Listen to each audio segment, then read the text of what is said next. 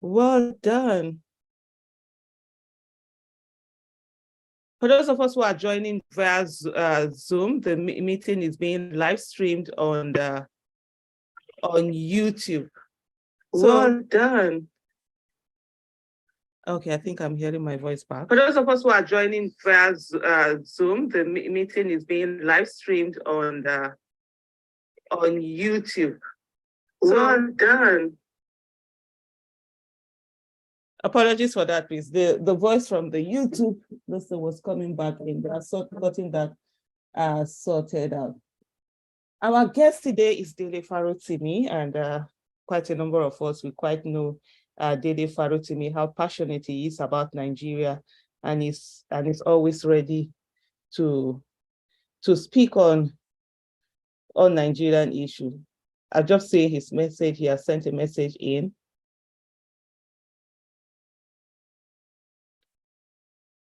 Hello, Dutu. Can you hear me, please? Yes, ma'am. Hello? Okay. Yes, I can hear you. Yes. Okay, thank you so much. Yeah, so please hold forth while I send this thing. I get in touch with Mr. Dele Farotimi. Thank you.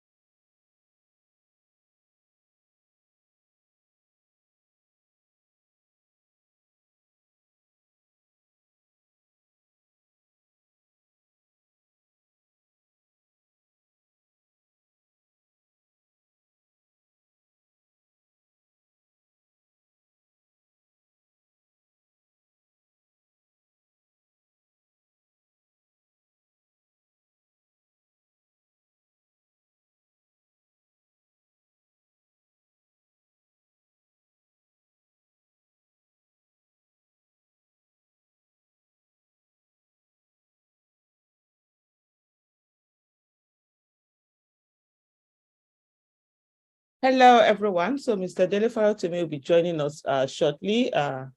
Apologies from my own part. We didn't send him the details on time for him to come in, so I take responsibility for that. Well, here we are. It's another Saturday. It's another with lots of drama that have gone on in Nigeria.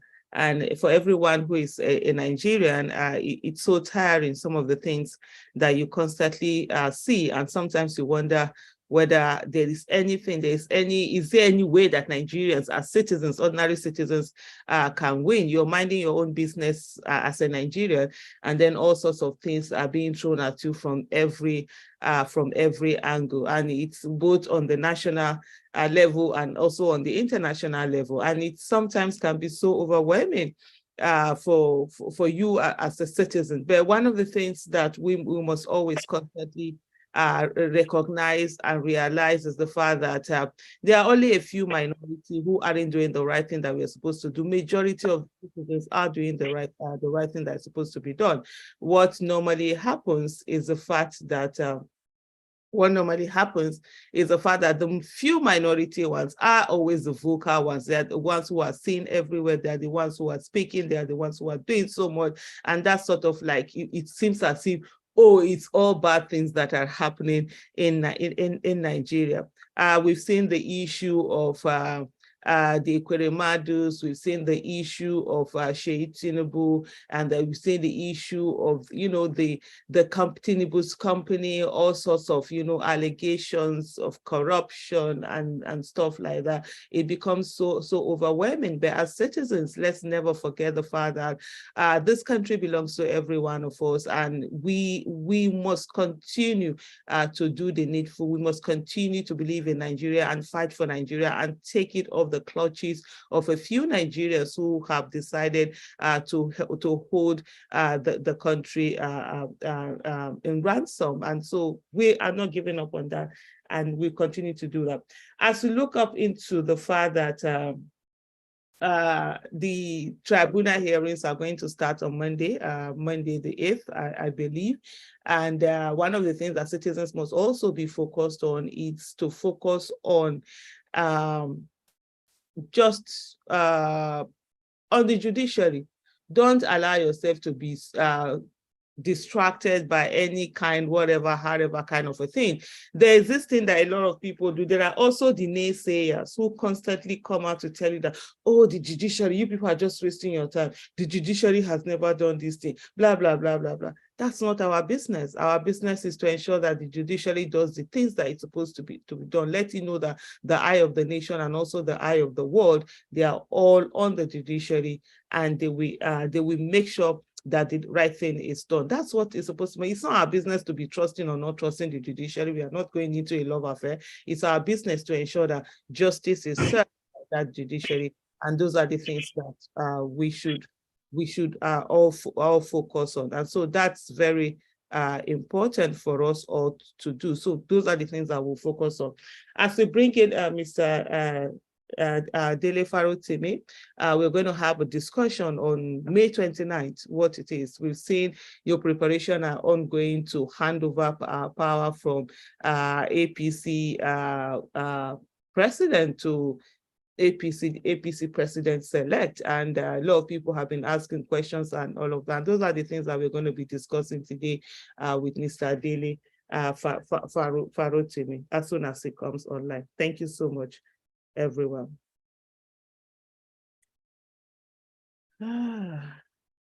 So I just got a message from Mr. Dele Farotimi, and it's Dudu, please, can you get in touch with Mr. Dele Farotimi? I'm sending you a message right now. He's having difficulty joining in.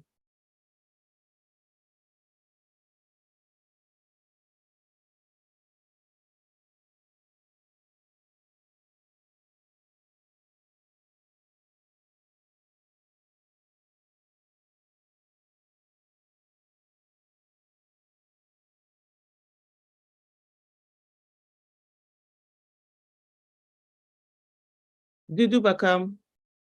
Yeah, let me see. Okay, make a co-host. Please help me get in touch with Mr. Dele Farotimi and help him through getting on. Okay, so while we're waiting for all of that, okay, fantastic. Thank you so much, Dudu.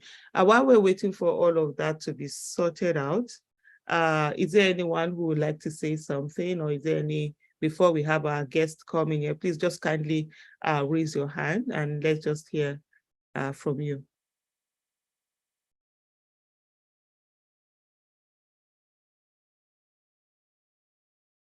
Pass Osas, yeah, go ahead and unmute yourself.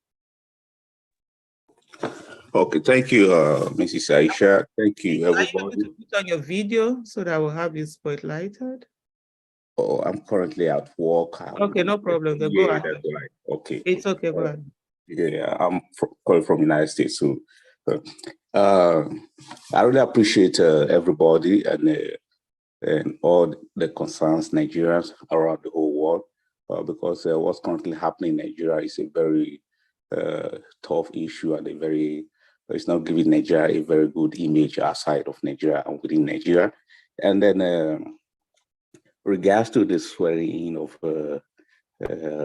the president-elect by the INEC, and in my own opinion, with my team, with members of some of our people right here and other settings, we do not think that it's legal for the president to be sworn in since the matter is in court, because it's like you catch getting a hold of a criminal and the matter is in court, and then a person is going to be sworn in. That's not it's not practicable anyway in other settings. So in Nigeria, I believe the same law should apply. Once court has agreed to look into the case, then everything has to be on hold.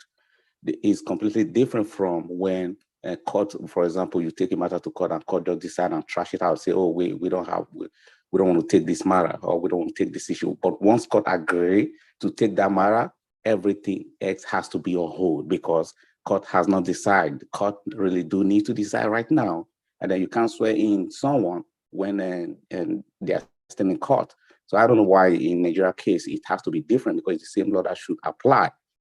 You can't, so if he's already sworn in, that's going to be difficult. Look at what Buhari did to the former Chief Justice of Nigeria. So they have so much power to do all of this. But I wouldn't want to go into too many details right now. I like lawyers to maybe when they comes in, they speak about it. But we sure believe that he's not going to be sworn in. That's our stand. And when it's time, we're going to make that known to everybody. Thank you.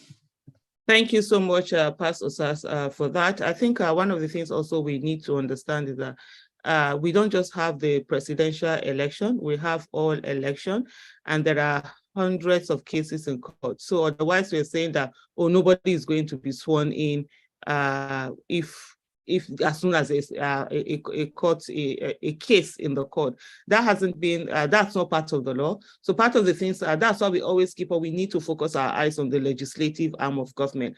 Part of the things that we need to have in the new electoral act is the fact that all cases should be done with before the swearing in date.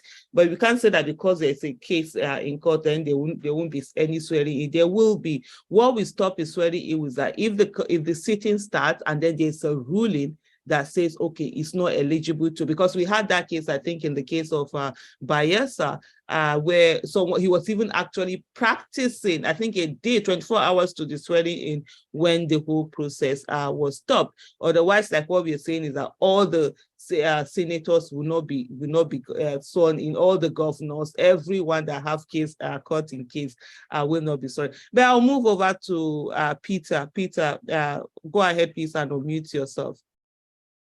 If you can put on the video, that also helps. Okay, fantastic. Okay, good afternoon, everyone. My name is Peter Omonwa. I'm calling in from Toronto. Thank you, Aisha, for all the efforts that you've made over this last few campaign period. We really appreciate your doggedness and commitment. So my question is picking up from where the last speakers left off, and that's about the swearing in.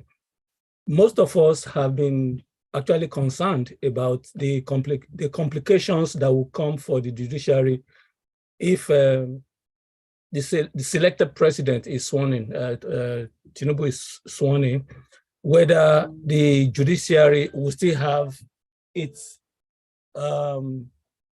independence. We all know Tinubu, we all know his personality, we know his character, and there is this fear that this morning I was just reading in the news online again that the military has threatened that the swearing in must go on, and like you have reiterated, the swearing will go on. But the fear that we have is that as soon as he's sworn in, that might technically put paid to any judicial process taking the course. And I have also seen some social media individuals who have accused our principal, as a matter of speaking, Mr. Peter Obi, of having been docile after he was cheated out of the election, that he should have, if not tacitly, but actively supported those who wanted to take to the streets. And I do appreciate the fact that he's a law-abiding citizen. He wants everything to be done according to the law as it happened to him when he was in the Anambra State. But knowing that state level is a little bit different from the federal level, state level, they don't have so much control over the judiciary or the Supreme Court, as it were. Meanwhile, the Supreme Court, they are accountable to the presidency. The Supreme Court. Mr. Peter, we need you to round up, please. I guess so. Let me quickly take Dr. Onayemi, and then. Okay, so the Supreme Court leader now, we know, has been linked to Tinubu in his appointment. So to that effect, to what extent do you have assurance that after he's sworn in, that this case will see the light of the day? Thank you. Thank you so much. Dr. Onayemi, kindly unmute yourself. Also put on your video. That will help. All right. Thank you very much, Aisha. I really want to appreciate you for the good works you've been doing. And also, Mr. Dele Farotimi. It's been quite encouraging to see that there are still people who are in Nigeria that believe in the rule of law and are ready to stick their heads and neck out to make things work the way we'll expect it to be. I think when the election happened, I wrote an article, and I think I forwarded a copy to you on Facebook and to Mr. B himself. At that point, I was of the opinion that people should protest. But with hindsight, I think it was a good thing that he decided not to go that route, given the fact that we know this man that we're dealing with, that is quite very cunning and could have turned things around, even to his own benefit if we had gone on the street. That having been said, I just want to ask a question. Is there no provision for getting an interim injunction in cases like this? Because as far as I'm aware, if you're not happy with something, and even though you've gone to court and the consequences of proceeding with that action may be detrimental to you, there should be a way you can stop it until something is done about it, until clarity is brought into it. So our legal expert, is there no provision for getting an interim injunction to stop the process until the stuff is the litigations are sorted out? That's number one. And number two, like the previous speaker said, the main concern of most of us who are behind this cause is that once their selected president is sworn in, I call him, even if he's sworn in, I will see him as an interim president. It's knowing his personality, his wittiness, his craftiness, and the people that work around him or work with him. It's going to be quite an Herculean task, not impossible, but an Herculean task to overturn things. That will be the concern most of us have. So I will appreciate if that concerns can be addressed. Thank you.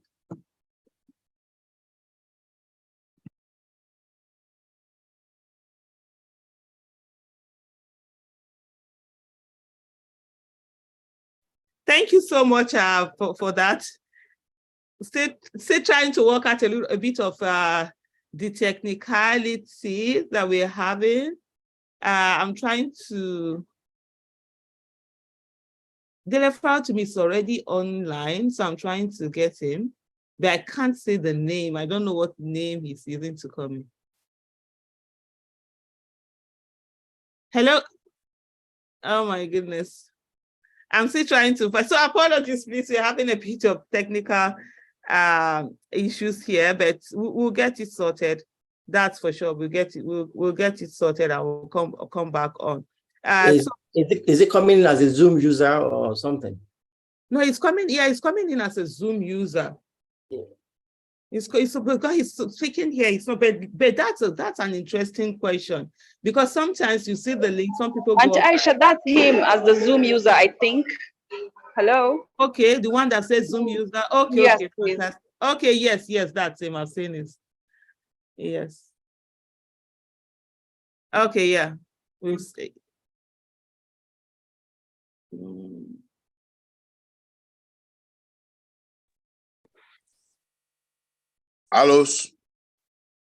Hello and welcome. Mother of the nation, I can barely make out your voice. I don't know why. Okay. I'm at full volume here. Oh, okay. Can you hear me now? Barely, but I can hear you. What's happening? So something is happening. How do we get that corrected? Don't worry, I'll work with what I have. Okay, once but we not from your end, it might be. Yeah, we can hear you very well.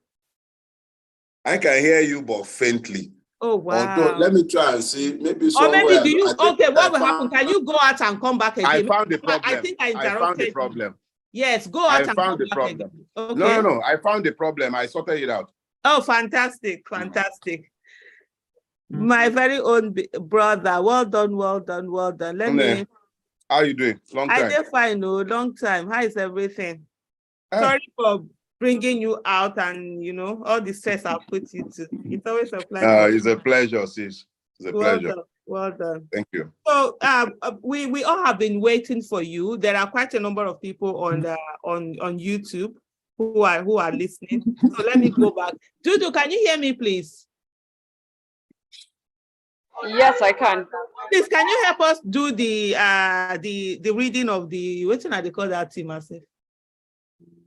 The bio. I beg. Which bio na they read? I beg me on I leave that one, Aisha. Dele na Dele. Just I another knew you were Nigerian. gonna say that. I knew you were gonna say that. I don't want to put myself. I beg you. Let me just read that one more now. Maybe Dele na Dele. May we leave them on. Okay, like you said, Dele na Dele. He's also Dele a lawyer, na a seasoned public speaker, member of Citizens Rally Against Oppression. Not be today, don't they fight oppression, and an author. If you've not read his book, please pick it up. He was called to the bar in the year 1999, and that's the year I gave birth to my son, and remained in active legal practice until his retirement in 2018 at the age of 50. He sure doesn't look it. So let's just flatter me now. no, I'm telling you, it's on a serious note.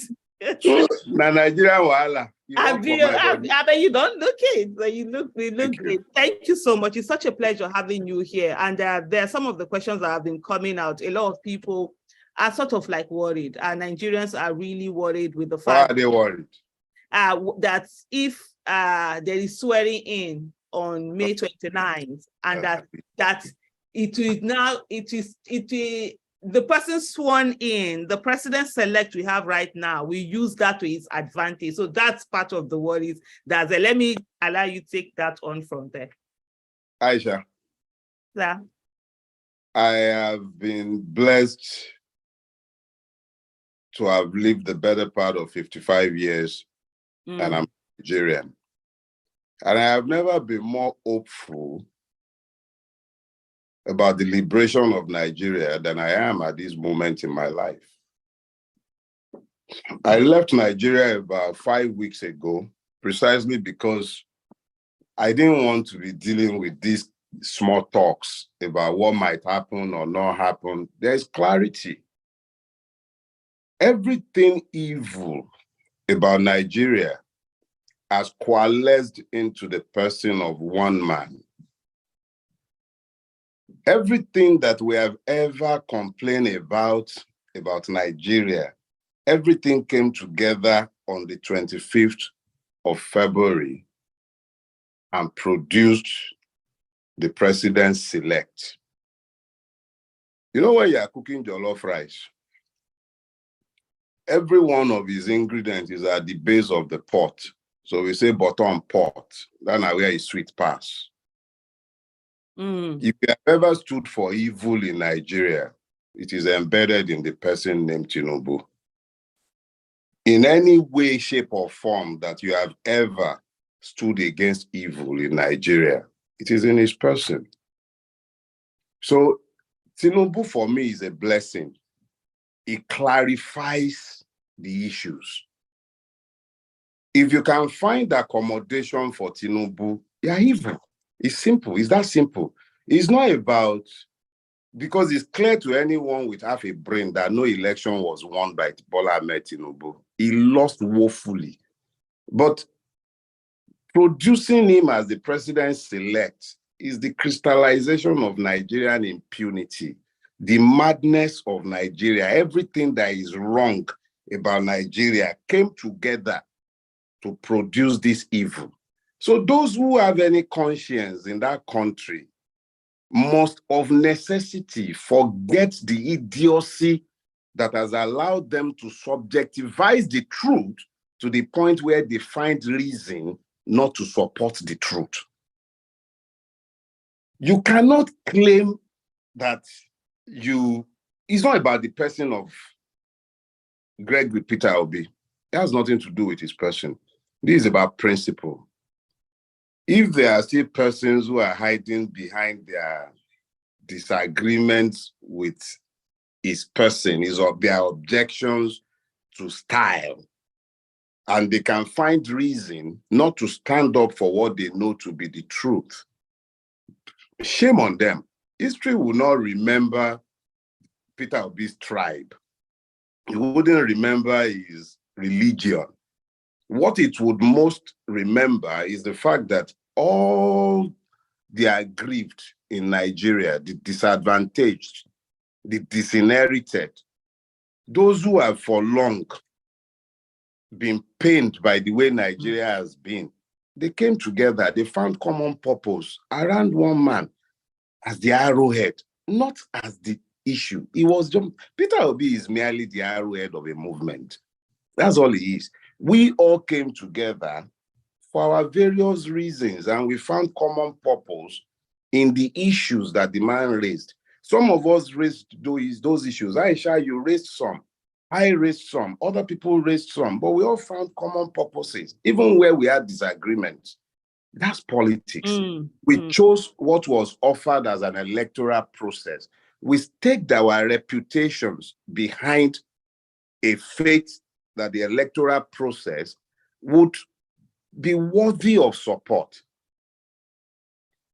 A law was passed. We stood behind that law. That man that is completely bereft of integrity or honor that you call Yakubu or whatever is the INEC fraudster. And I said that standing here, open and praying he will sue me, please. He's a fraudster. That man assured all of us and the entire world that we would have elections predicated on electronic transmission of results. Beavers, IREF, billions were voted. And then the man, look, let me just put it this way. I don't know by what, there were two choices when this happened. We could have gone on the street and started making noise, offered them the opportunity to kill as they had always killed, and then we would have all been talking about normalizing the situation. We'll be talking about peace. Those of us that they would have picked up, they would have picked up. Then they will be talking about free this and free that. Then we'll be talking inauguration. And then there would be normalcy, and Nigerians, as usual, would have moved on. But we knew that that was what they would have loved. See what we done. We did not cause any fight. See all of us, peace-loving. We stand for peace, but it is not at the expense of truth. Bola Ahmed Tinubu did not win any election. There is no person known as Bola Ahmed Tinubu. There is a chimera, somebody who is lying, some figment of somebody's imagination somewhere, who has named himself Bola Ahmed Tinubu, around whom all the evil men in our country have coalesced. They are the ones who might believe that there is something they can win. They've won nothing. When the day comes, we'll see what will happen. Now, they never break. Maybe they say your president selects. I don't know what day they say they are doing whatever they are doing. Let the court tell us how this wuru to the answer will stand. It's always good now. Let the courts dance naked in the marketplace. You remember now? Sorry, say I just a talk go. You know, I don't bottle up too many things. No, go ahead. Go ahead, bros. Over 1 month. Look at it this way. When NSAS happened and they murdered all the people they murdered, and we came into the public space and spoke about how the system had massacred people. And they said we were lying. They said they were all lies. They even had people come into the public space to claim that we were lying. And then they set up the panel and we followed them to the panel. Each and every member of the panel was nominated by the government. Each and every one of them. Nigerians like me and you, with each and every one of our many peccadillos. It included a retired DIG. A judge, a retired judge, sat at the head of that panel. I believe 2 of the members of that panel have gone on to become judges in Lagos State today. So these were average Nigerians like me and you, with all of the many peccadillos of the Nigerians.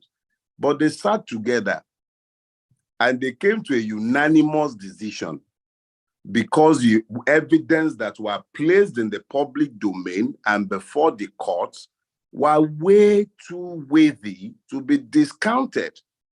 This is more or less the same situation on a bigger scale. We are back before a system that we do not necessarily trust. I am a member of Ramimba. Before we went to the tribunal, we were against the tribunal. We stood outside the tribunal carrying banner, protesting against the tribunal. And then we decided, you know what? Let's use their tribunal to unmask them in the public space. So we went before the tribunal and we brought evidence into the public space that the government would have preferred were not placed in the public space and that would never have found its way into the public space if we had abandoned that process. We were not going before the tribunal in any hope of justice, but we were determined to use the system to unrobe the Nigerian state. So we used the system. Because we went before the tribunal, we could show all the evidence we had, and the public could also see it. And at the end of the process, unanimous, not one dissenting vote, the tribunal voted that as a fact, there was a massacre. As a fact, the Lagos state government can say anything it cares to say. That's political. I don't expect Jide Sanwo-Olu to come out and say, yes, I facilitated a massacre. I don't expect the Nigerian army to say, yes, we were the murderers. But the tribunal, made up of men and women, nominated by the government, only nominated by the government, found that there was one. So I would say that the situation we are in now, why it's not exactly the same, is analogous to it. Because now, we're before a tribunal. I do not have any trust whatsoever, and I repeat myself, let me not be ambiguous. I have zero trust in the Nigerian judiciary. I believe that judiciary is essentially a brothel. It is no different from a brothel. I believe that our CJN is either completely corrupt or irredeemably incompetent. Those are my beliefs.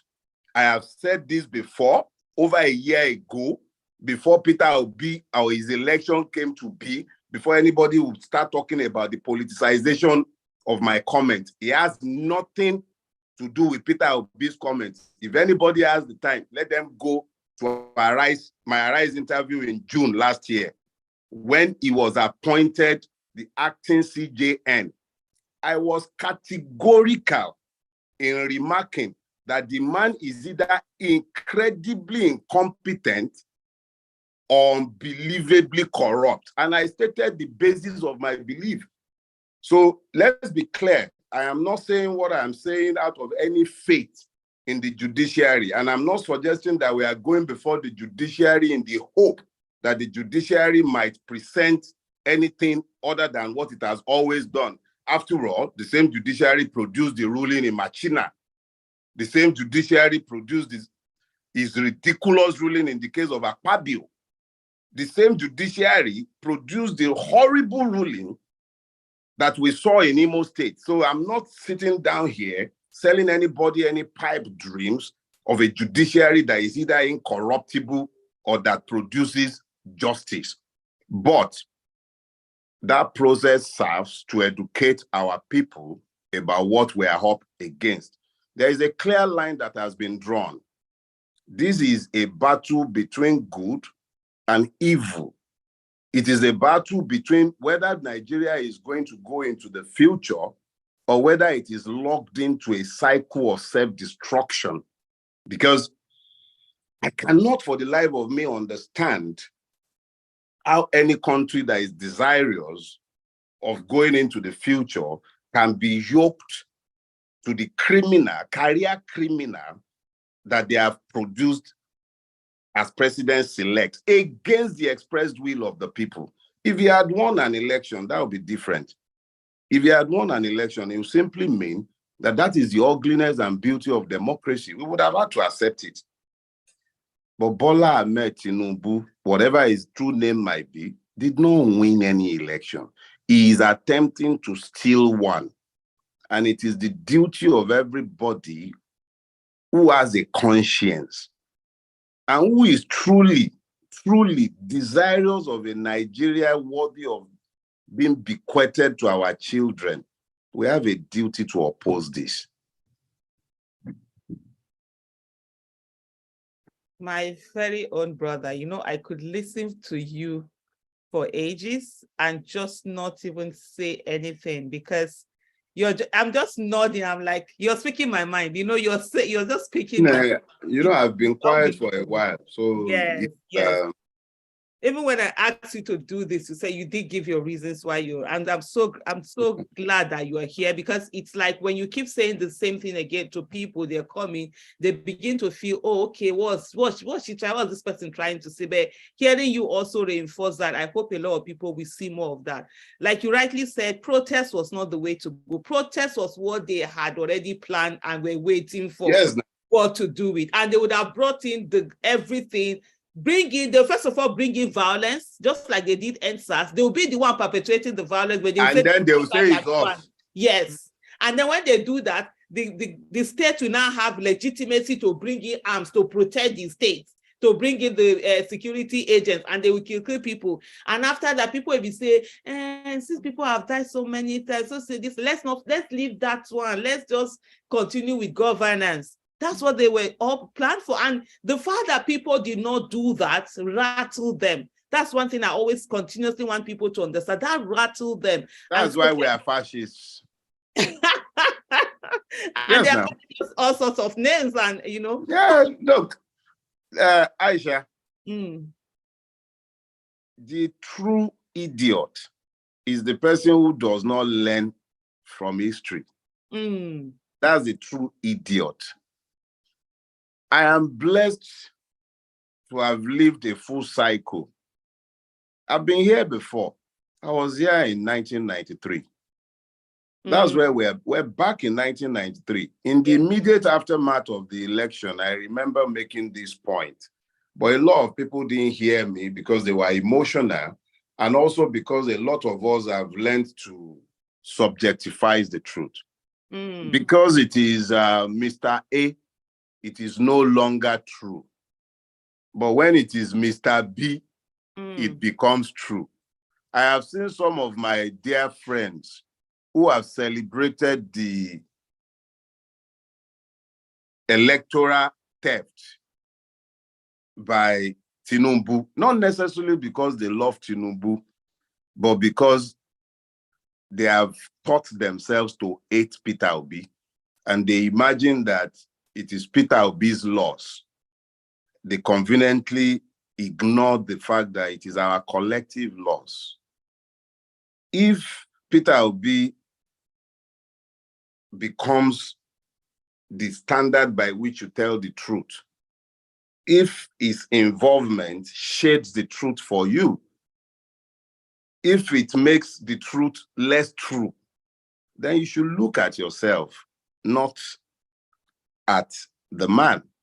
But what you're seeing today is a situation where, because we have lived these cycles, we can recognize where we are at.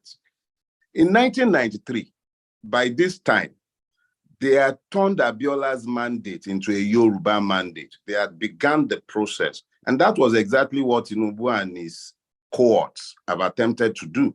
They've attempted to make the Peter Obi mandate an Igbo mandate, a Christian mandate. It's always been their case. They always find how to reduce popular mandates to narrow lines so that they might then talk about it as though it was not national in nature and it was only sectional.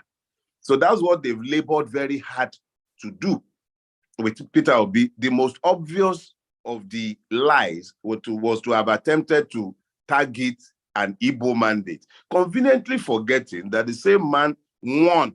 I'm saying so full chest. He won in Nasarawa, he won in Taraba, he won in Plateau, he won in Benue. Are you getting me?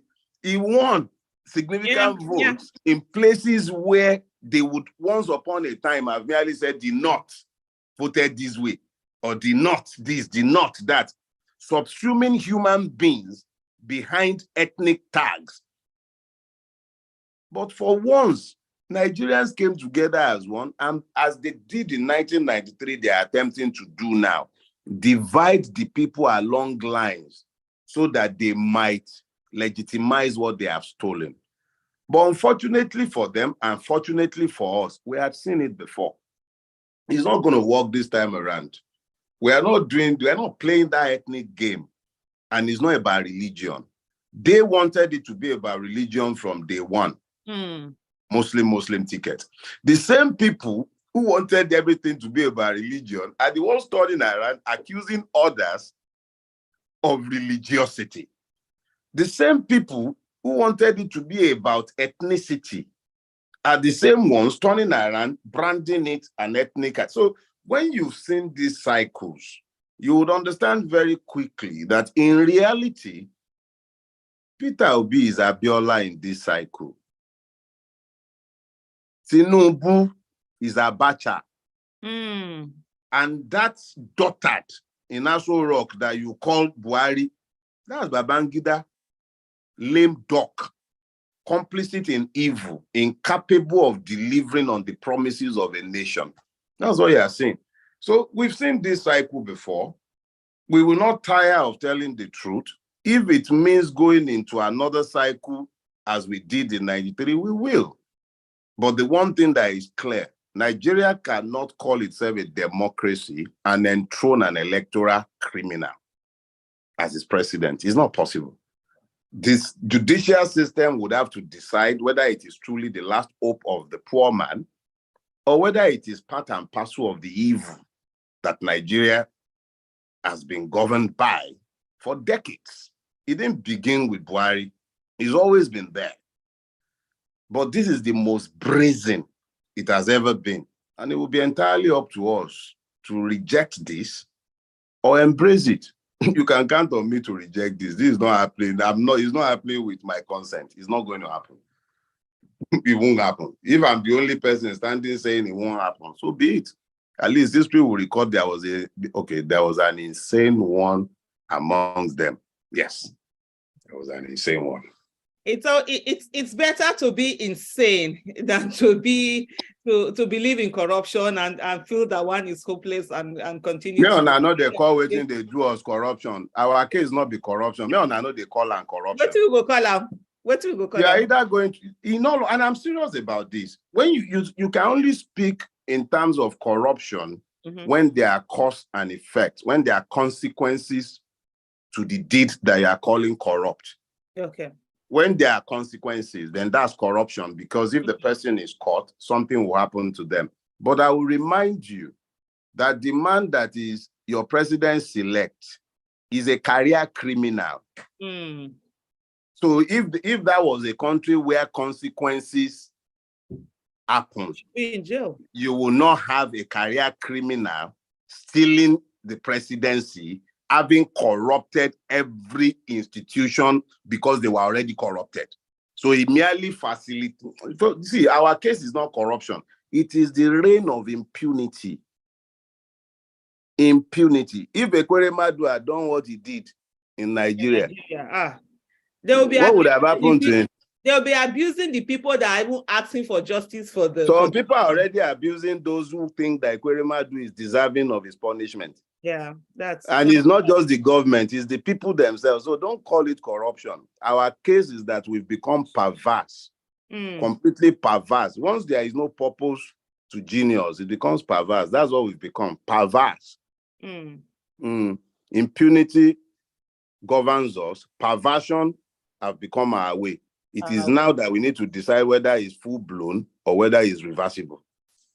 And we will, as citizens, we will reverse that. Thank you so much. I think I will go early on because I see a lot of people who are asking questions. I will open the floor. Please put up your hands if you want to ask questions. And also from those on YouTube, kindly write down your questions. So we'll be reading them out here.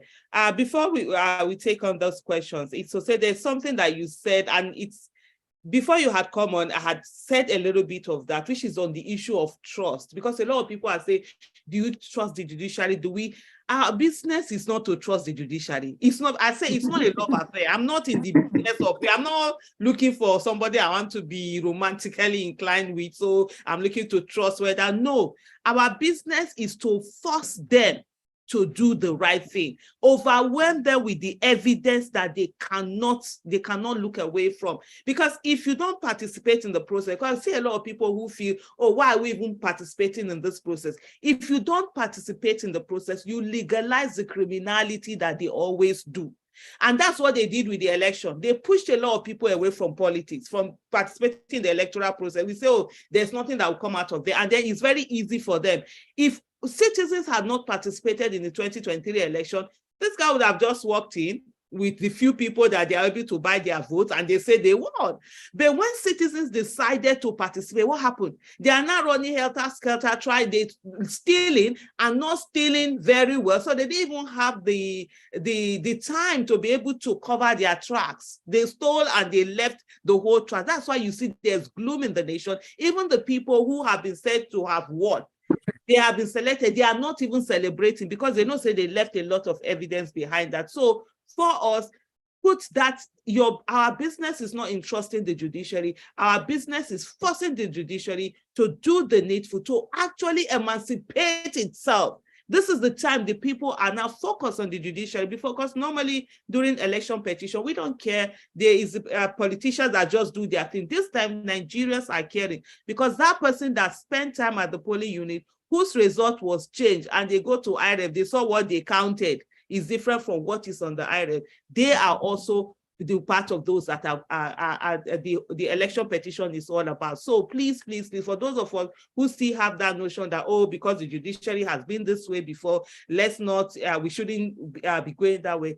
Let's just forget that. Let's focus on the judiciary and ensure that it does the needful. Thank you so much, bros. So anyone with a hand up, I'm trying to see. Also, Dudu, if you can hear me, help me check whether there are questions.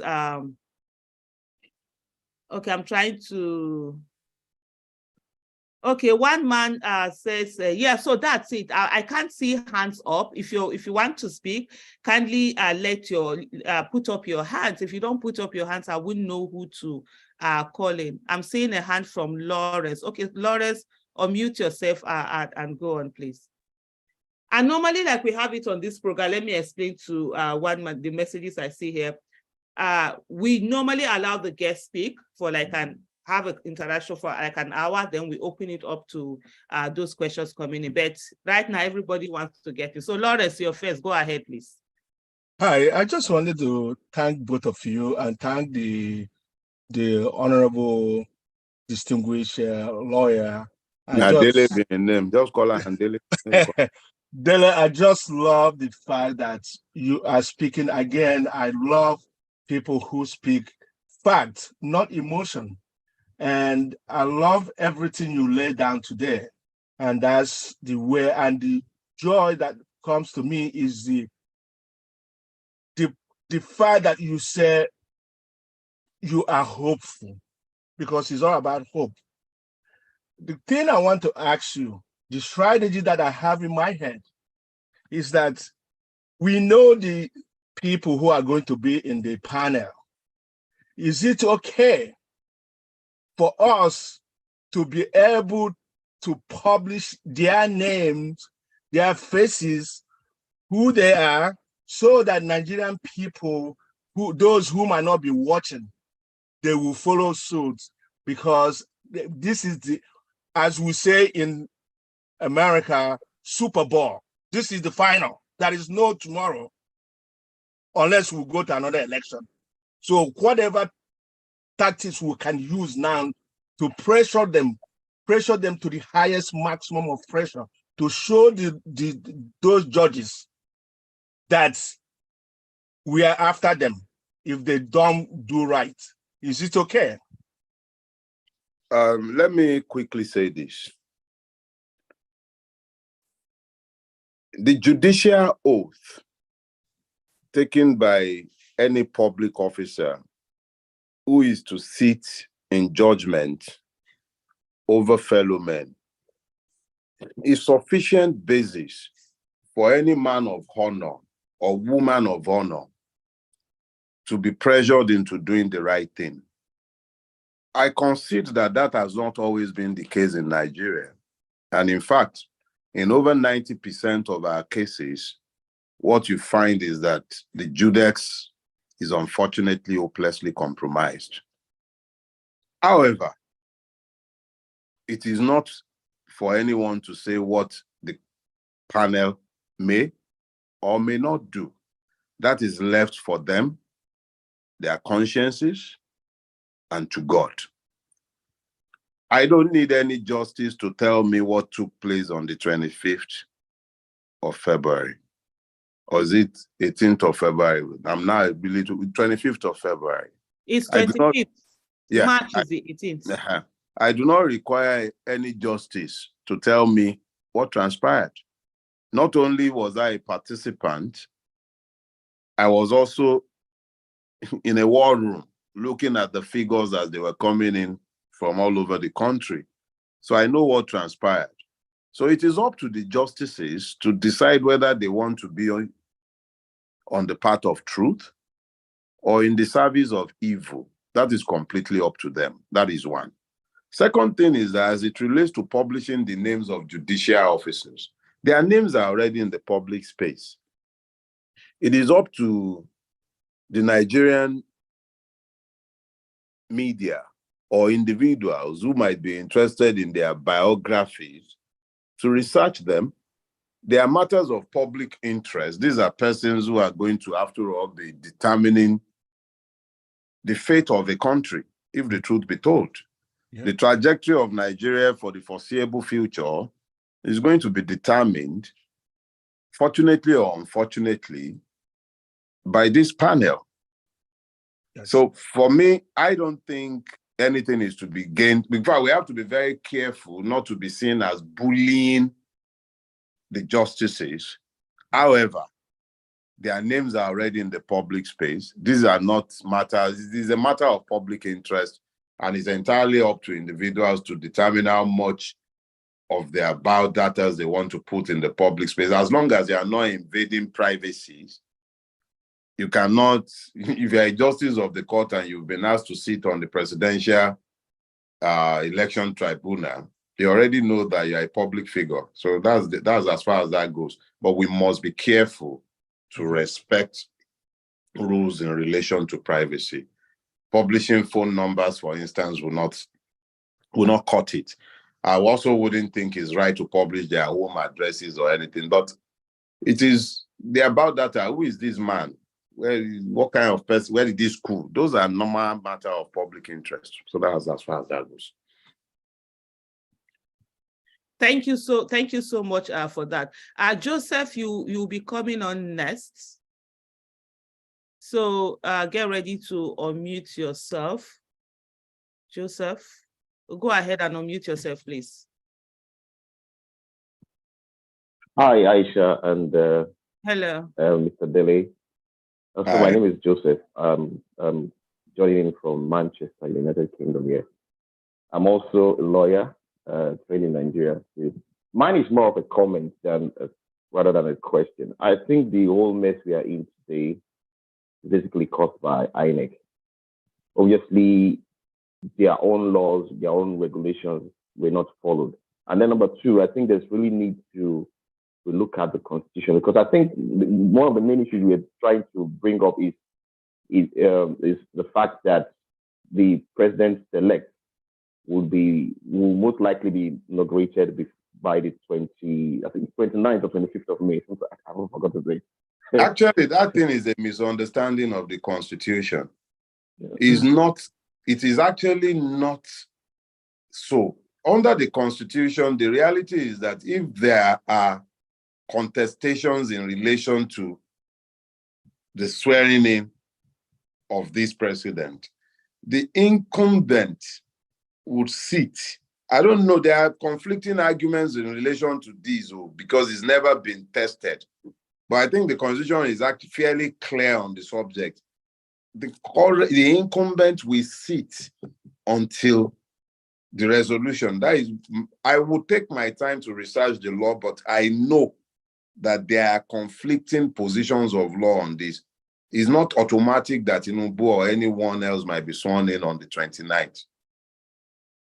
Yeah, well, I think that is if a winner has not been declared. But if the electoral body has declared a winner, if you look at what has happened over the years, for every election, they've always contested it, both at state level and presidential level. But at the end of the day, they end up going on with the inauguration. Like for instance, what happened in Anambra State, in Peter Obi's case in Anambra State. He's still in court he contested the results. 3 years. Right? Went to Tribunal, yep. So, but he had to stay in court for 3.5 years or something like that before he was eventually declared the winner. So, going by the practice we've seen in Nigeria, unless something else happens, that is most likely going to happen. But we have hope, because for me, I think you don't even need to, you don't even need any high sense of intelligence to detect that the election was a complete fraud. It was a complete fraud. If you go, I did my best. I looked at some of the results. Somebody called my attention because I'm part of a support group, a support group, a support group in Diaspora. We looked at some of the results in Rivers State, and because that was when they declared that APC won in Rivers State, I was wondering, how is that possible? What kind of magic did they perform? And then I went and looked at, you see mutilation. This is what we call daytime robbery. They didn't even cheat with some level of dignity. You know, this is brazen. This is brazen. It's brazen. No, I agree with you, yes. So it's quite an unfortunate one. And I think we have enough evidence to nail this. As for the justices of the Court of Appeal that will sit on the Presidential Tribunal, yes, the Judiciary, to a large extent, you can compromise the Judiciary, but sometimes when the evidence is too overwhelming, you tie their hands with evidence. You can actually tie the hands of these justices with evidence, because it will be foolish of them. There are certain decisions you're going to arrive at. Some of those cases we see where we probably not happy with the decision. Sometimes it is the angle from which the lawyers bring the argument, because sometimes you cannot give to a litigant what was not asked for. I'm not saying all. I said you some have not come to the Nigerian Supreme Court. If you have, hold on, my brother. Hold on. Okay.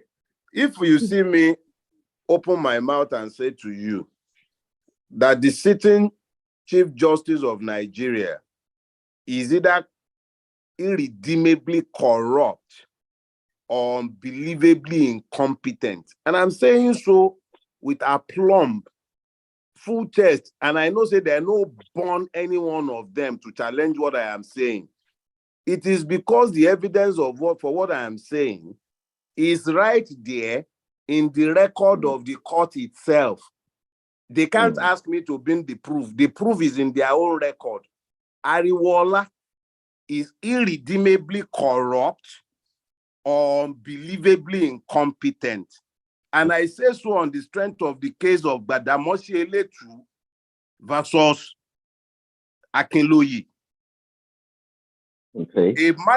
A case where the rest was never before any of the courts, whether the High Court, the Court of Appeal, or even the Supreme Court itself. The rest was not before it. The proper parties were not before it. And the court, so motu, on the urgings of one of the wizards of Nigerian law, Afe Babalola, made a pronouncement on land that was not in front of it. So please, the Nigerian judiciary is magical. It can do and undo. It is no different from the Nigerian police. I say so full throat, full chested. And I'm saying so on the strength and evidence that is in the court's own file. So there is nothing the Nigerian judiciary cannot do.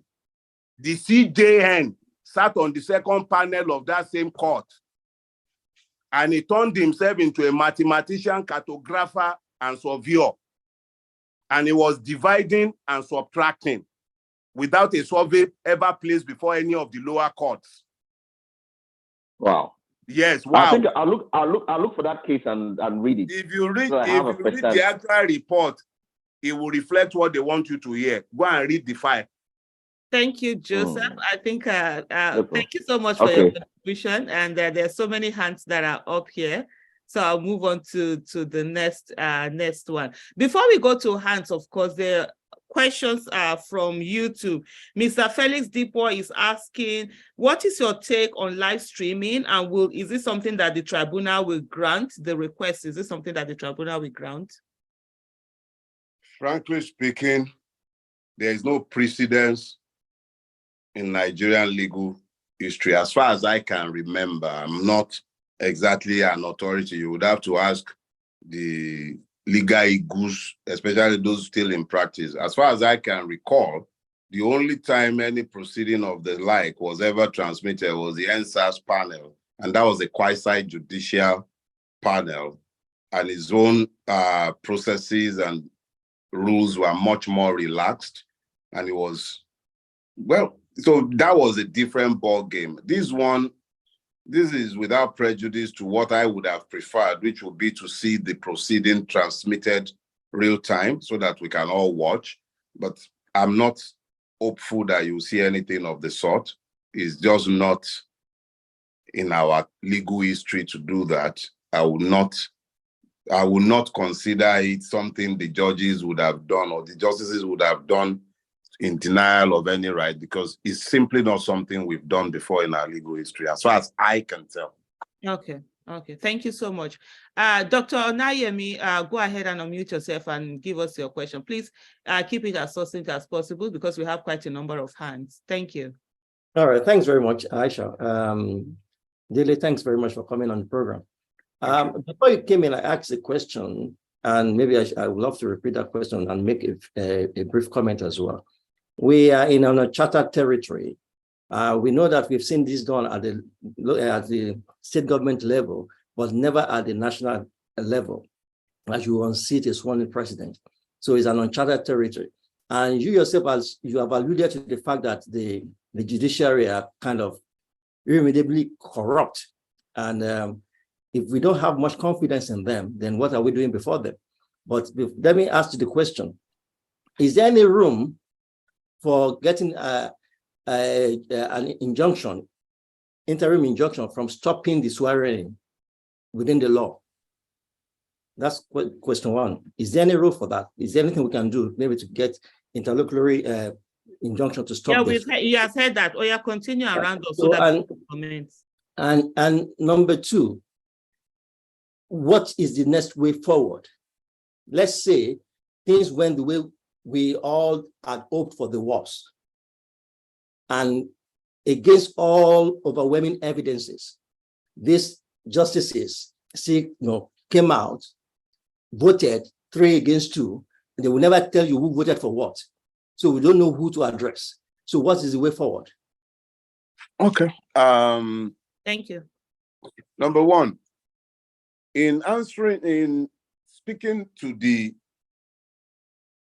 NSAS panel, I did allude to why we're before the judiciary today. I'm a Yoruba man. In my tradition, we have a proverb. It says, "Ẹjọ́ là ń kọ́, bàbá ẹnìkan ò kì í kọjá." That means that you should first learn how to state your case. Make your case before you learn how to fight. So that by the time you are done fighting, when they ask you, so what happened? You would have a narrative that explains why you did what you did. So we've gone to court. And because of a question you asked, which came later, I'll tell you how we came about go to court. Immediately they stole the election. The first word that came out of their mouth, which has become the mantra of fascists, go to court. So when they said go to court, of course, in the immediate aftermath of the electoral theft, we had a meeting where we sat down and we agreed that, look, these people, they are deployed military forces across the country, particularly in the South, during the election. Some people mistook it for election security postings, but some of us said as far back as before the election that no, they are positioning this troop for the aftermath of election. So we knew that they were waiting for us to come and protest. So because we knew they were waiting for us to come and protest, we did not. So we took a decision to follow the judicial path. Not because we had ever given up the right of protest, because that is the inalienable right of anyone. Hold on, Dele, please now. That is the inalienable right of anyone that is aggrieved. But if the process has shown you that if you are aggrieved, go to court, and you've now gone to court, the court that you have gone to offers you two opportunities that you must never miss. One, you make your case before the court, but you also make your case in the court of public opinion. The people were not unaware of the fact that you won. The knowledge of the fact that Obi won is what is driving the hatred of the APC and Tinubu. That's why they've continued to attack him, because they need to diminish him in the sight of the public, because they know the true result. They know that he won. So we are going to court essentially to establish what we know to be the truth, what they know to be the truth. When I say they, I'm saying both the APC and even the PDP. Commonly, that political family that has ruined Nigeria all these years know what transpired on the 25th of February. So we are taking those facts before the court. We are not going there to prove to ourselves. We already know the truth, but we want to establish that truth, which are now to be established as facts before a court of law. We've taken that before the court of law. This is not about whether we trust the court or not. I have stated clearly, I do not. But we've taken this before them, and as we are establishing these facts before the court, the public, who are being assailed every day by Tinubu's propaganda machine, that Obi never had a path to victory, they are also getting to share these facts. The fact that INEC is irredeemably corrupt, did not follow the rules, deliberately truncated the process, this will be established before the court. And the Nigerian public will also see it. By the time we are done, whatever the court cares to say is up to the court. The court might decide that it is not really a court of justice. It might decide that, okay, it is an opportunity to redeem the Nigerian judiciary. That is the exclusive preserve of the court. I am not in control of what the court will do. I am only in control of what I will do. So I have gone to the court as prescribed by the law. Whether the court now elects to do his own part or not is left to the court. That's to answer your first question. Now, the second part of the question, any interim injunction? Put it this way. I retired from being a lawyer 5 years ago. The Electoral Act of 2022 is a piece of legislation I have never bothered to study in depth. I would not want to offer an opinion that I cannot stand behind. I don't know exactly what reliefs it might afford Mr. Peter Obi or any other aggrieved person, but I seriously doubt that an interim injunction of this nature would be given the issue at stake, because the reluctance of the Nigerian judiciary when it comes to granting interim injunction are actually tied one to one. One, if you grant an interim injunction, in most cases, you would have determined the substantive suit. That's their usual argument. But that's also tied to the corruption that has riddled our judiciary. When you are corrupt, you are naturally careful about being suspected of doing something that you should not have done.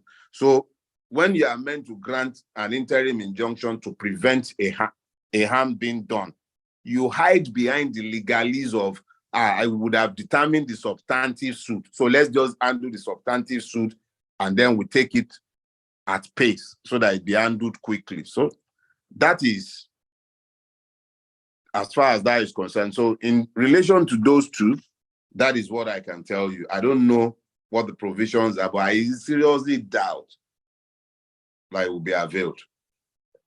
Thank you so much. As we have hands on, we have Pastor Osas, Pastor Solomon. Oh, I'm sorry. There is one part of that question there is one part of the question. Let me just quickly answer it.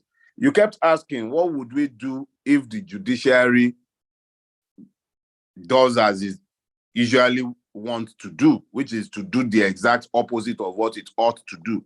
Let me say this. If it is a movement, it means that you can only provide leadership. You cannot dictate. It is not for Dele Farotimi to say what a movement would do. I know what I would prefer.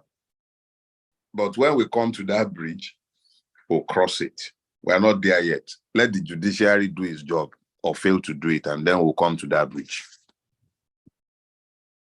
Thank you so much. Before I go on, there's a message from Apuru Jonathan Ilya. He says, kindly tell Oga and boss, Professor Dele Farotimi, that I love listening to him.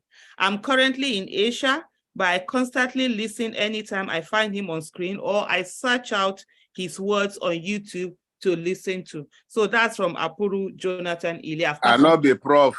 That is his own. He has said his own. Thank you. But there's also an interesting conversation that has been going on the chat, and I just want to let me spotlight myself here so that I can okay, because I want to really my face be there when I'm saying this. So quite an interesting conversation that has been going on the chat. So there's one man, something who initially, I think I did mention his name, had wanted us to get to the guest and everything. So we have a process that we do here. I'll get to the viewers asking questions. So the process is we first of all allow the guest to speak for about an hour thereabout, then we have questions coming in.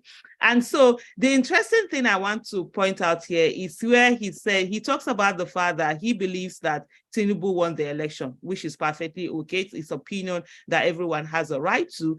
And I've given the names because when you raise up your hand, it has to follow a process, and everybody's is called upon based upon the time they raised up their hands.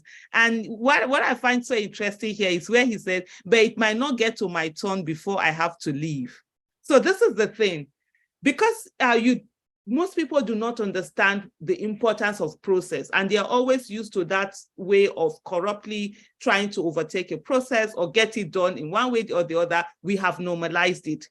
If you're leaving, that's on you that you want to leave without waiting for it to get to your turn, without waiting for it for your own opinion to be heard. If you believe so much in your opinion and you want your opinion to be heard, then you need to wait through the process. And the process right now is that there are people that are before you and you have to wait through it. So there's no way we're going to jump anyone because you have to leave before it's time. So I just want to add this on. Wait on. We have two people before you. When they're done, it will get to your turn and you will be able to air your opinion. Thank you so much for that. Pastor Osas, it's now your turn. Please kindly also make it succinct because we have quite a number of people who also want to speak, and we have some questions coming in also from YouTube. So thank you so much. Go ahead. Can you also put on your video so that we can have you spotlighted? You remember I told you, can you hear me? Okay, you're unable to. Okay, go ahead then. Yeah, because I'm at work, yeah. Thank you very much. Thank you, lawyer. I appreciate you for coming. Thank you, Aisha.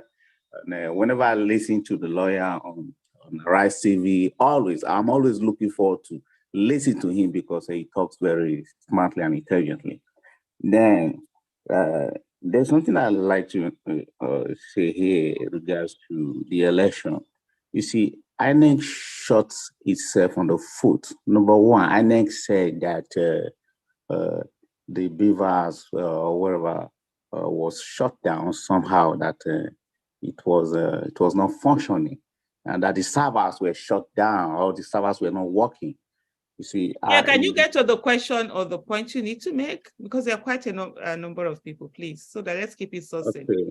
Yeah. Okay. My kind of, it's not really a question, just a little short, just to. Okay, go ahead then. Okay. Now, I really do want everybody to understand that the whole world is currently going through a reset, and Nigeria is not exempted from it.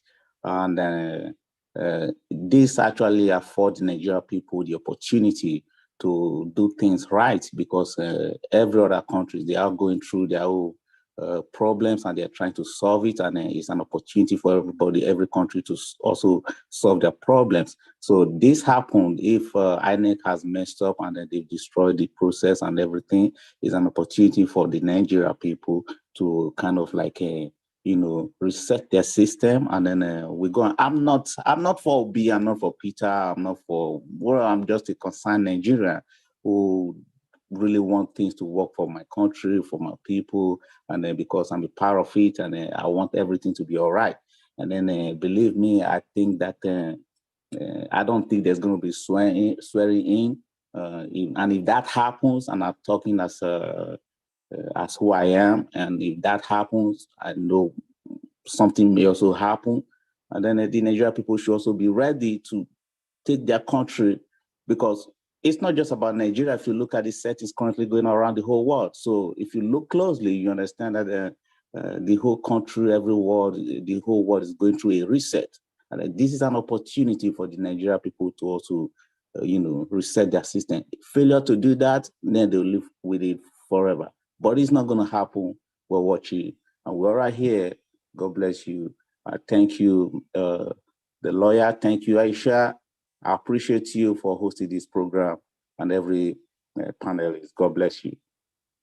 Okay, so Bros, before you go on, let me just answer this thing. Is that a bit of that before you answer the question, to say that I don't think it's going to happen. I don't think we can get this. I don't think we can get that. That's where they want you to be. You understand? The worst thing, when they say the greatest weapon, let me remove my glasses.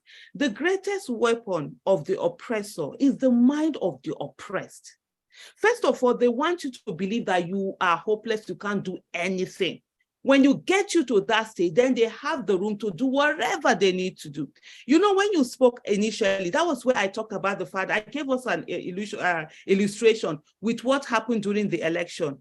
If we had believed that nothing can happen out of election and we refuse to participate in the process, then we wouldn't even be here where we know that somebody else won rather than the person that was declared.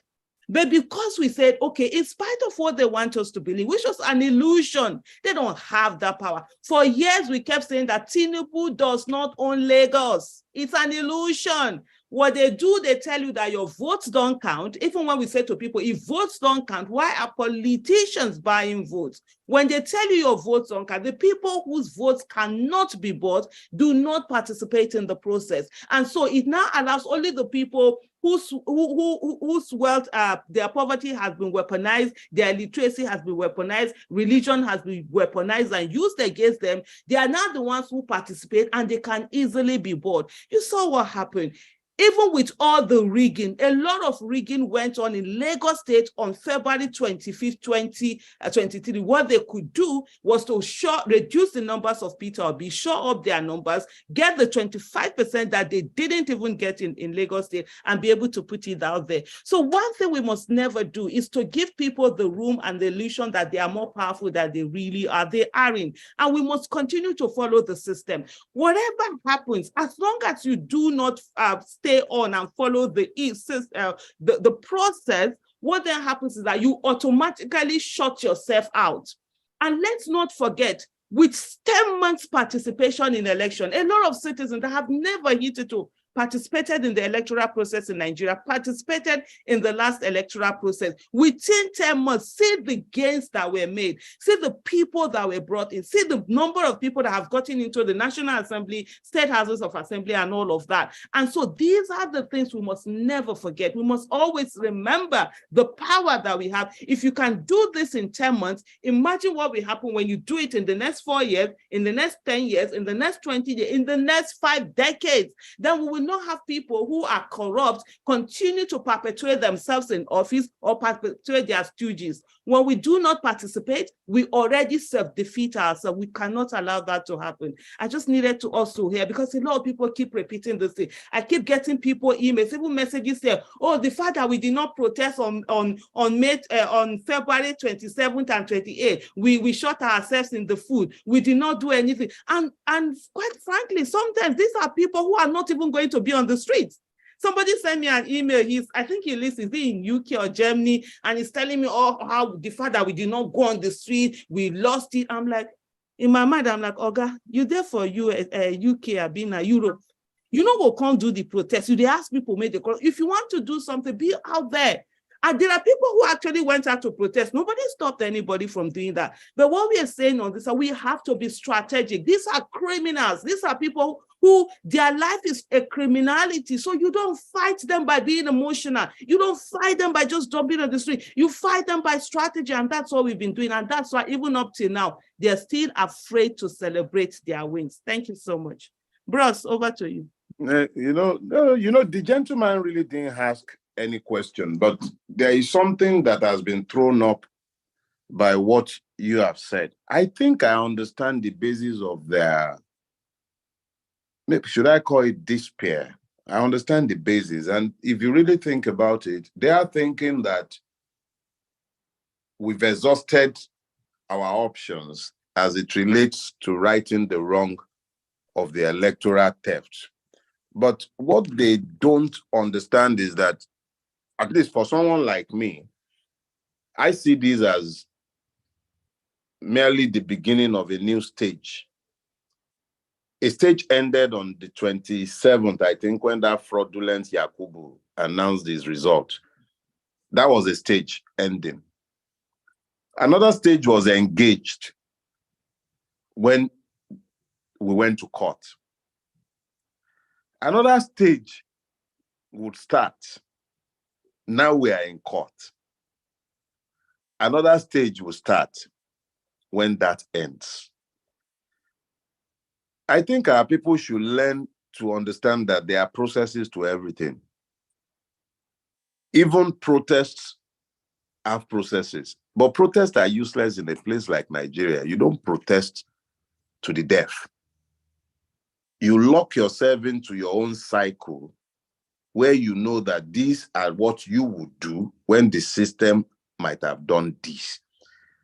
When I heard Mr. Peter Obi speaking after the election, each time I've heard him speak after the election, I've listened to hear if there was any relenting on his part, or if he was prepared to do the kind of deals that men of power in Nigeria want to do when they have been cheated out of power. But every time I've looked at the man's antecedent, every time I have listened to what he has had to say, I have seen a man who is determined and who understands what it would take to change Nigeria. So those who are despairing, they ought to be encouraged and told that there is really nothing to despair over. The arrowhead of the movement is resolved. Those of us who are also working in tandem with him, we are clear about what needs to be done. It is not for us to force any issue. It is for the system to decide whether it is happy to dance naked in the street, because we will do our best to make sure that it is stripped naked. So if he wants to dance in the marketplace, so be it. So let people stop despairing and wasting their time. It's going to be a long battle. It will be long. It's not a sprint. It will be a marathon. But we must be prepared for it. Absolutely. That was what I was just waiting to add. It's going to be a marathon. It's not a marathon. It's not a sprint. Don't despair. Be happy. We did an amazing thing. We did the impossible. You did the impossible. What they said cannot be done. You understand? You did it. You came out 10 months. See what you've done. Imagine you put in 4 years. 20 years, 30 years, we will change this whole narrative. This Nigeria that we know today, we will not be telling a certain generation that Nigeria was once like this. No, Aisha, the narrative has changed. Yeah. The narrative has already changed. The fact of the matter is that until 25th of February, the illusion was that there were some owners of Nigeria outside of the people they had victimized in Nigeria. The victims of Nigeria spoke collectively on the 25th of February to let it be known to those who thought they own Nigeria that the people own Nigeria. What they are doing right now is a counter coup. They are trying to reassert their powers. Let me show you something, Aisha. On the 25th, that Saturday, 25th of February, there is a market in Maiduguri called the Monday Market. Zulum and your vice president-elect, they lost so badly that they burnt that market in Maiduguri on Saturday, 25th. It was burning until Monday before fire brigade was allowed to put out the fire. That was how pained they were at their loss within Maiduguri. If somebody had told you that Obi will win in Maiduguri, would you have believed it? Exactly. There's even another one, Dele. There's even another one, I think in Bauchi, where there's a report that Bauchi South. In Bauchi South, I think they have almost 100 or over 100 polling units. Obi won more votes in 4 polling units than were recorded for him in the whole of Bauchi South. I was in the war room. I saw the figures coming in real time. So when they tell, this is when you see the PDP people quiet, it's not because it's because they don't want to miss whatever will come to them from the crumbs of the APC table, because they are the same family.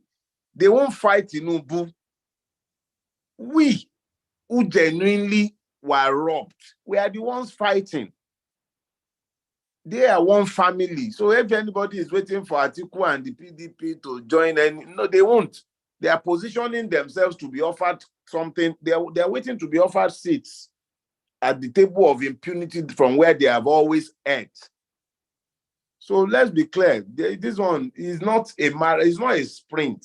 It's a marathon. But now them go tire. We not go tire. That is the thing. Thank you so much for ending on that. Now them go tire. So that thing where you defeat, stand up, stand straight. This fight where we don't start, we are not giving up. Is not an option. We are on it. Pastor Solomon, let me bring you in. You've been really patient, waiting. And after Pastor Solomon, we have one man, and then Chigozie Ifeanyi Chukwu. So go ahead and unmute yourself, Pastor Solomon, and kindly also put on your video, so it helps to exactly, yeah. Good evening, Aisha. Good to see you. Good evening. Well done. Thank you. And I want to say thank you to my convener, Mr. Edet. He's the one that sent me the link so that I could join this. Thank you, the co-host. I didn't get your name, Shigon. I hope Aisha understands that. But the prof sure understands. Now, I'm going to try to be brief. Now, here we are dealing with a hydra-headed, monstrous situation. Now, this gang of politicians will do anything to achieve their evil plots. So let's try to pressure them, irrespective of what it might take. Pressure them to view, to live stream this tribunal. It is not impossible. Like Aisha rightly said, They want us to be afraid. They want us to cower in, and then they do what they want to do. But let's show them that we will not do that. That is on one side. Then secondly, I had sent a message to Sheung Okinbalogun and then Rufai of Arise Television, requesting if they could have a discussion that would be titled Judiciary on Trial, because that is what we have in Nigeria right now. That's what we are facing right now. Like Prof said, nobody believes in the judiciary, and it's very simple. There's no questioning that. But if Aisha will be able to drive this, you have a lot of opportunity to be able to drive this. What are we going to be looking at? Looking at cases of judicial miscarriages, the judicial irresponsibilities. Why would the current Senate president, why will they have the opportunity to still come back when he did not stand for that election? He went for presidency, but now he is coming back as a senator-elect. Things like these that have happened in the past, we can have them showcased, discussed, and we insist it should not happen again. I think this will help put some pressure in some people and in some quarters. Like Prof rightly said, there's no point attacking the judicial officers. It will be worthless. It will be worthless, and anybody could get into trouble like that. But let's strategically do some things, pressure them to live stream, and if Aisha will be able to do something with this judiciary on trial thing on air, even if it's no more than 5-10 episodes, let's try that. That's my submission. Thank you for the opportunity. Thank you so much for that. I think you didn't ask any questions, so I'll bring on one man. What's the full name? One man went to Mao. Yeah, kindly unmute yourself also, and can you put on your camera, please? Good to meet you. Do I have the option not to have my camera on? I'm in a relaxed environment, but if you insist, okay, go ahead. Oh, all right. I can have the camera on, but you have to excuse the backdrop. There it is. Yeah, that's okay. All right. So good to meet you, Aisha, and good to meet you, Dele, as well. So I've been desperately trying to get either of you to come and interact with my audience, but maybe after this interaction, that will never happen. But there it is. So good to meet you both. Can I understand? So I don't understand. So you say after this interaction, that will never happen. Why? I said that may never happen because I hold a contrary view to what you say. Your view is okay. Nobody care. Everyone's view is welcome. So don't feel disadvantaged and don't feel anything. Go ahead. All right. So as I said, I do hold a contrary view to what you and Dele have been speaking about, and I'm not speaking especially to this conversation. I'm speaking to your conversations over the expanse of this political cycle. So I'm not quite sure where you're coming from to claim that Peter Obi's mandate was stolen. There is nothing to indicate that there's nothing to suggest that, nothing at all to suggest that. So you're talking about mutilated figures on the IREV, etc. We hear a lot of this. And by the way, the law does facilitate for amendments to be made to that form, EC, whatever. The law facilitates for that. So when you might see a correction, it's not necessarily a mutilation. So let's just establish that. But then, of course, they were rigging. You see, anybody outside of somebody like Sowore or Prince Adewale, I don't think anybody outside of those two figures have any reason to feel aggrieved, because everybody else outside of those two persons, they are pretty much one and the same. There is nothing that recommends or commends Peter Obi. We know his antecedents. His record in Anambra is a matter of public record. There's no marquee achievement to speak of. 8 years, 500 billion naira, no marquee achievement, no landmark, anything. There's nothing to suggest that. And there is more to it. There's nothing to suggest that Peter Obi, who doesn't have the name recognition nationwide, would then sweep the entirety of Nigeria, because you have to understand that Nigeria is not just, or you are laughing where I come from, or Anambra where Peter Obi come from, or Benin. We're talking about Benin, Kebbi, we're talking about Sokoto, we're talking about Maiduguri. And when you're talking about this youth, there's no universality in youth in Nigeria. I hope you all understand that. A 25-year-old in the South is still doing his master's, collecting pocket money from his father. A 25-year-old in the North is a full-grown man, father of 4, wife to 2. So there is no universality in that language.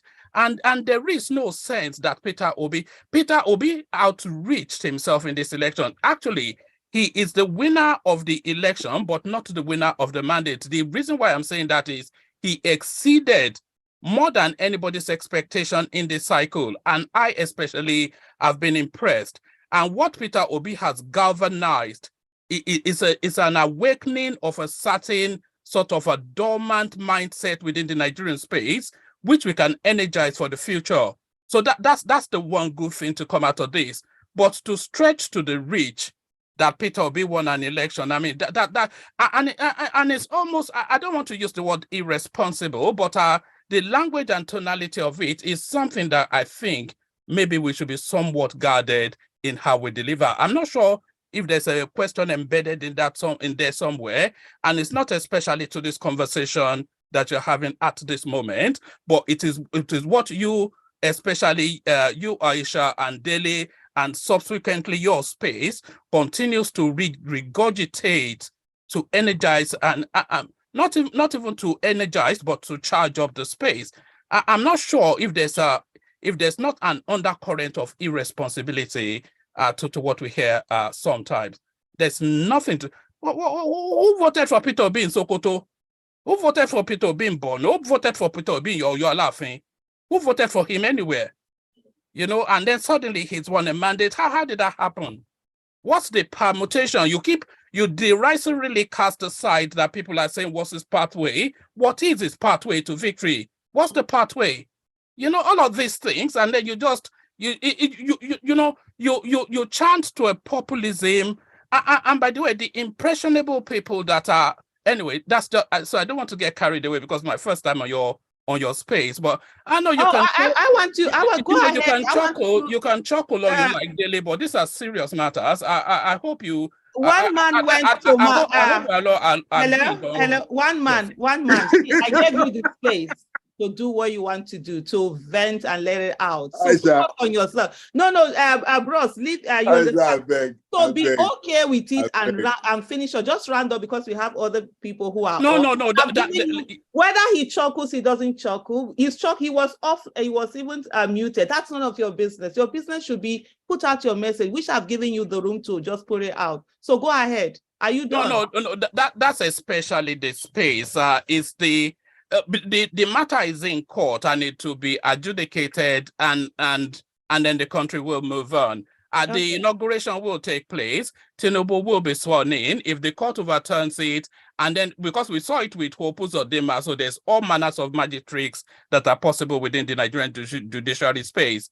So if the court then deems that the leap then from the winner to the third, then we carry on. But just this agitating the polity with this high octane language, rallying up people who might not be as sophisticated as you in the language that you're speaking to them, I think we should somewhat be guarded in that space. So I'm not sure if I've embedded the question or not, but that is really what I wanted to add to the conversation. Okay, thank you so much. And I think I've actually listened to you. I've given you the room to pour out what you wanted to pour out, which is good. On this place, we welcome all opinion. And I think because the last part, I honestly would have moved on to Chigozie to give us his listen since there was no question. But I think the last part was for you, directed at me. If you think that I'm speaking to people, I mean, you have spoken right now, speak to people also.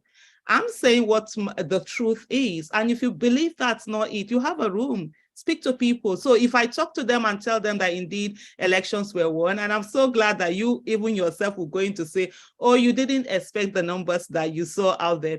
just kindly speak to people. There's no this thing. If you're coming here thinking that, oh, the next time we're not going to have a conversation with you, why not? I mean, come up here on this space. We have conversation with everyone. Your opinion is out there. You can state that and let it be known. But one of the things that I now saying, I categorically, and a lot of Nigerians do know, the 2023 election was won by Mr. Peter Gregory Obi.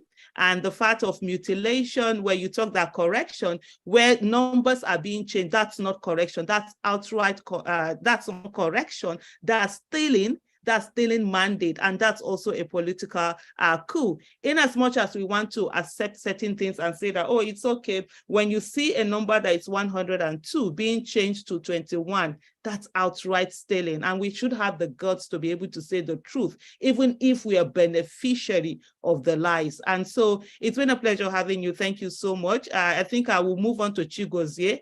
If I do you want to say something? No, I did actually, but if you no, not you. No, you already had your time. It's not you. I'm talking to Dele. We are moving to the next speaker. Thank you. But I just feel I will go to Chigozie. This is, I feel he wasn't asking a question. He wanted his opinion to be heard, and we've heard it. You're muted, bros. Hello, Aisha. Yeah. You see, I'm sure it's not the first time you are seeing his like. Oh, yeah, of course. So it's normal that you would have the ones who would either truly believe in the lies that they are spewing, or they have been fed those lies along with some naira or dollars. Some genuinely believe the lies. Some are motivated to tell the lies. But when a man comes and his first word is, I know you won't let me come back, that is self-indictment. Is either he knows he's going to say something he's not meant to say, or he knows that what he's going to say is merely, what? Maybe a bundle of lies? But whatever it is, when a man tells you there was no rigging on 25th, when he told you that, look, I beg, you are right, there was nothing to react to. That's the next question.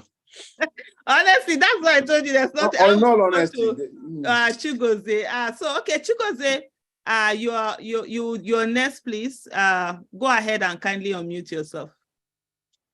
And please put on your camera so that we'll be able to spotlight. Thank you. All right. Thank you very much. Good evening, everyone. Good evening, Uncle Dele. Good to have you on the. Sorry, please, for me. Let me just call me. Which Chigozie is this? Is this my very own Chigozie? Yes, mommy. Oh my goodness. So before you go on, Chigozie, thank you. Let me remove my glasses and say to you, thank you. Thank you for standing for Nigeria. Thank you for being on the streets. Thank you for going into all those villages and speaking to people. Thank you for not giving up. Thank you for carrying the message to places that many of us have never been to, and we might never dream of being to. We might not have the capacity to be there. Chigozie is the founder of Up North for Peter Obi. And you guys were amazing. You guys were awesome. You guys did a lot. And one of the things we haven't done with this election is that a lot of the votes that came in from the North, that were taken away, we haven't even focused on them as much as we've done on the other votes. So let me just say this today. You inspire me. I am inspired by you and all the work that you and your team put in, by all the Nigerian youth. Thank you. The future of Nigeria rests with people like you who believe and who put in the work and are ready to continue. God bless you. Go on. God bless you, ma. Thank you very much. I am honored, and it was a privilege to really serve and contribute my quota. So I have a question for Uncle Dele. I think my question now is, I've heard all he said, although I came late, but I heard everything, I think, towards the end, the ending part. So my question is, what can we do right now as obedience? What can we do to salvage the situation? What can we do to get back our mandates? We are going to court from on Monday. Some of us are already mobilizing to to go and, stand in the courtroom with our placards and, make the little demands. But what do you think we can do as obedience? We have the number, we have people who are passionate about reclaiming this mandate. What do you think we can do going forward to assist the reclamation of this mandate? Thank you very much. Chigozie, let me, in the same light as my sister Aisha, say thank you. I say thank you not because you've done me any favors, but because you stood up. You understood the fact that it's your battle.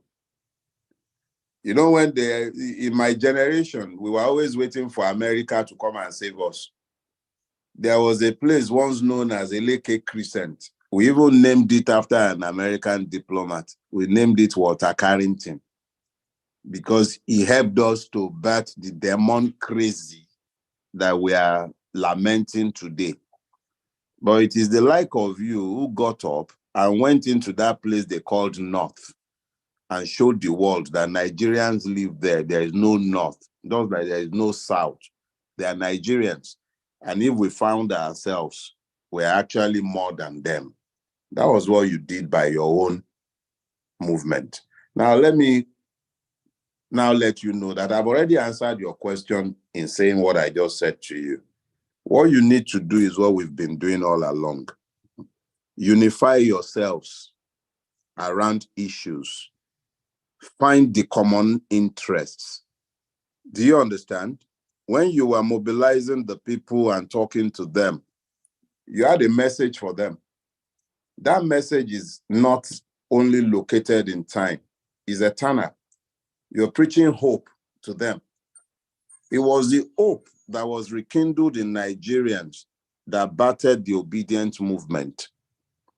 That is the hope you must keep alive, even in this season. Yes, go to court by all means. It should serve to remind the justices that this was what produced the mandates that they are being asked to preserve. There's nothing wrong with that. But the court is another stage. You are not there before, but I've explained it. Getting the people to register to vote was one stage. I'm sure you were involved in that stage as well.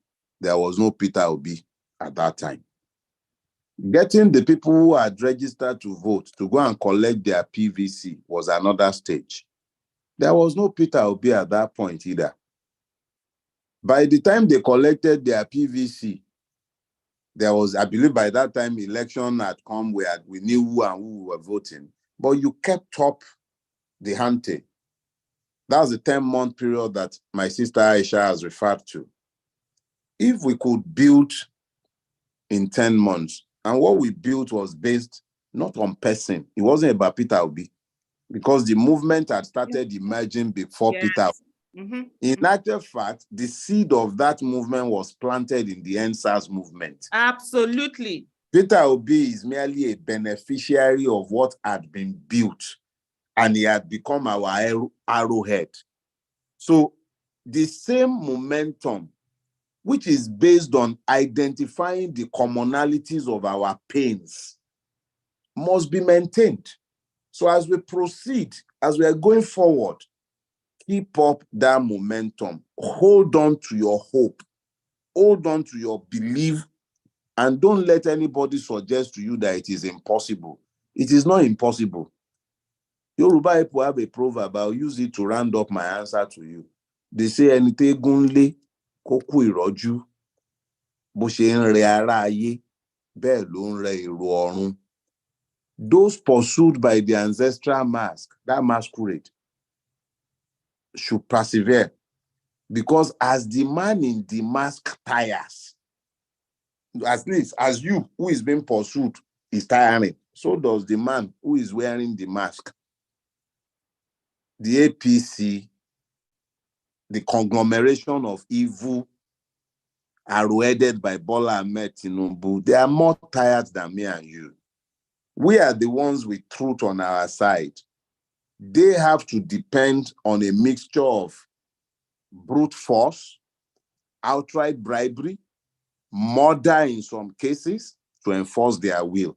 All we need is to stand behind the truth. It is both a weapon and a shield. So please, do not despair. Keep mobilizing the people and keep giving them hope. Tomorrow is better than today. Indeed, tomorrow will be better. It is. Than today. It's better than today, definitely. Thank you so much. Thank you so much, Chigozie, and every Nigerian youth out there that is listening.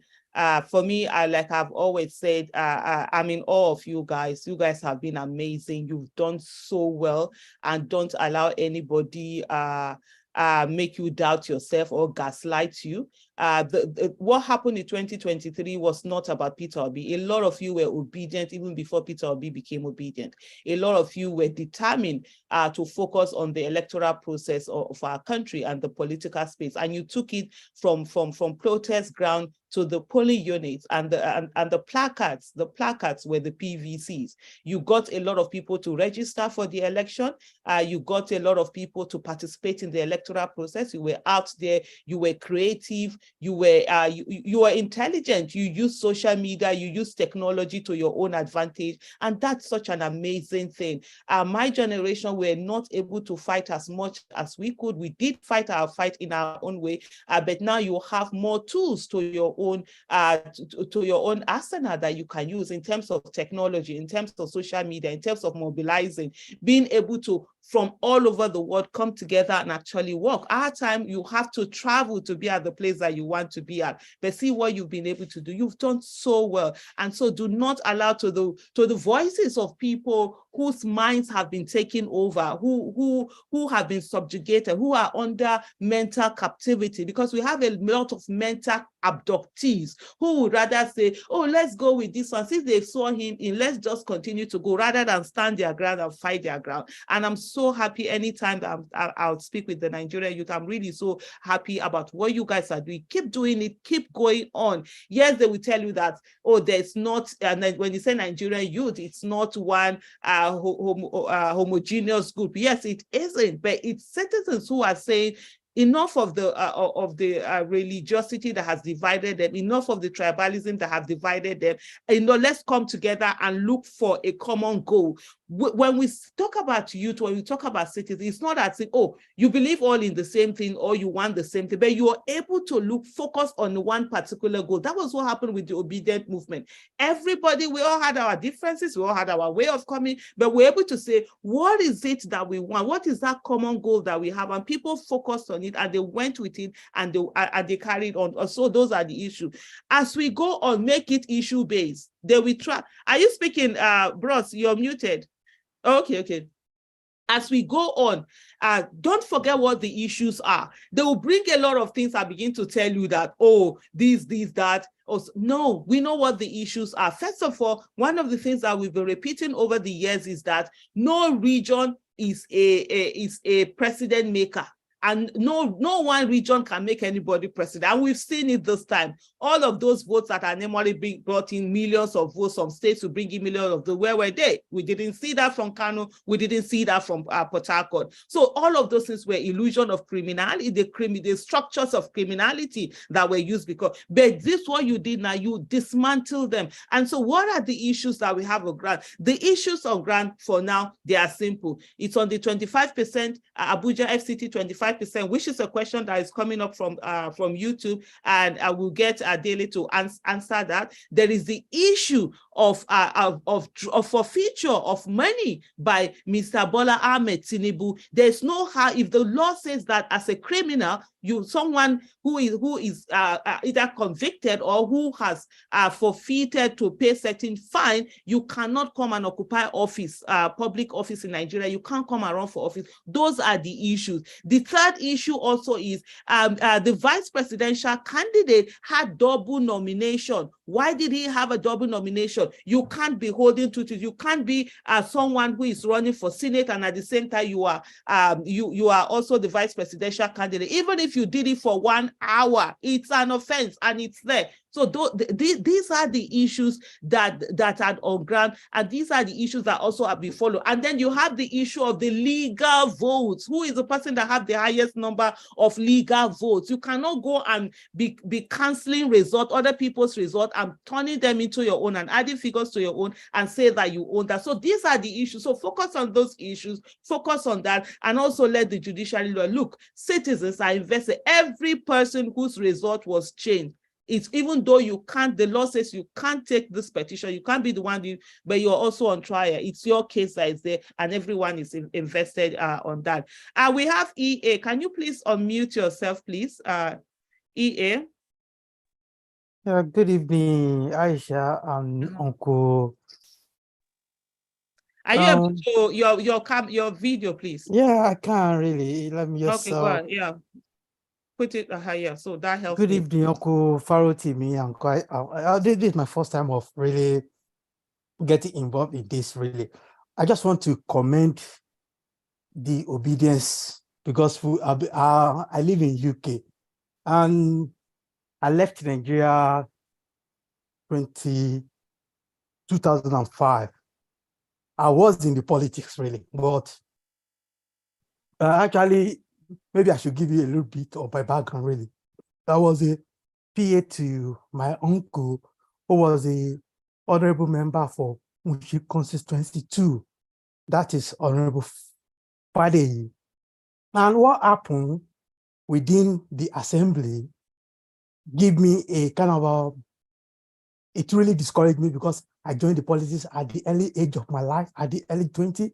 But what happened just discouraged me that in the next 10 years, I don't see anything coming up in the in kind of what we call the benefit of the democracy for the youth. I just decided, okay, I need to relocate to UK, which I did, and I thank God. But what Obedient did in the last election really gave me courage. And the courage is that they did what people didn't even actually believe that is going to happen. And thank you, Aisha. Thank you, Uncle Dele, because I just want you to continue to actually encourage those youth that they should keep the momentum and the hope, their hope alive, because I can see them with what they did within 10 months that they can change it. It's just unfortunate that I can't come home now because of the fact that my children are very young.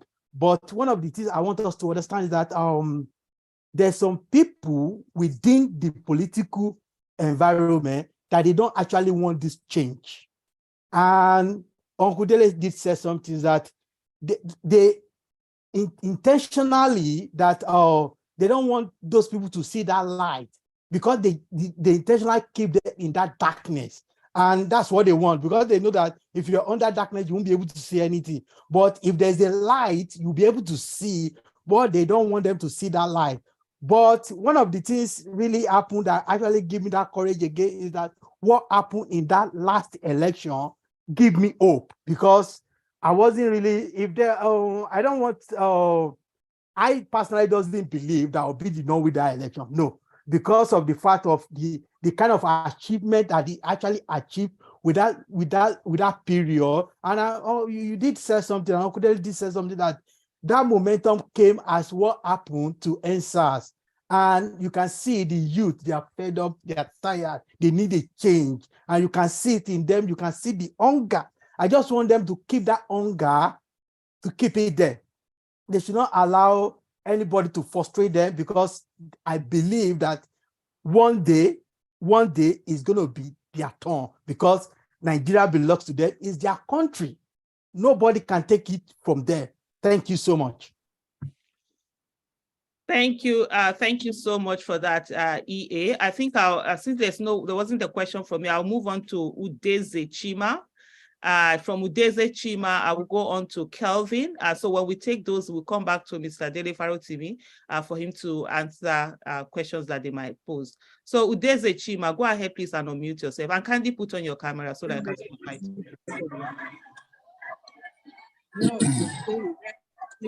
Udeze, you are in a noisy place. Please, if you can probably move to a place that it's less noisy, that will help us. Can you hear me now? Kelvin, go ahead and unmute yourself while Udeze gets his this is sorted out. Hello, thank you so much. Good evening, everyone. My name is Kelvin Ken. Currently, I'm joining from the UK. I'm studying here. I've been following up with everything that's been going on regards the politics in Nigeria, and especially the obedient movement, which I have been in support of. And I've been following happenings up until now.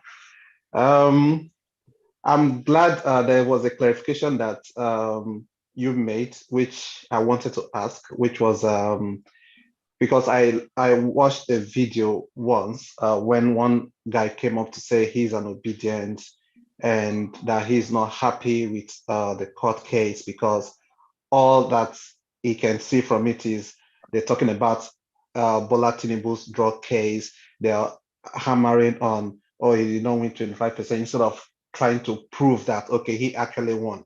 That it's not just to say, oh, I won the election, I'm going to prove it. That there's nothing in the petition to show that that's what he's fighting for.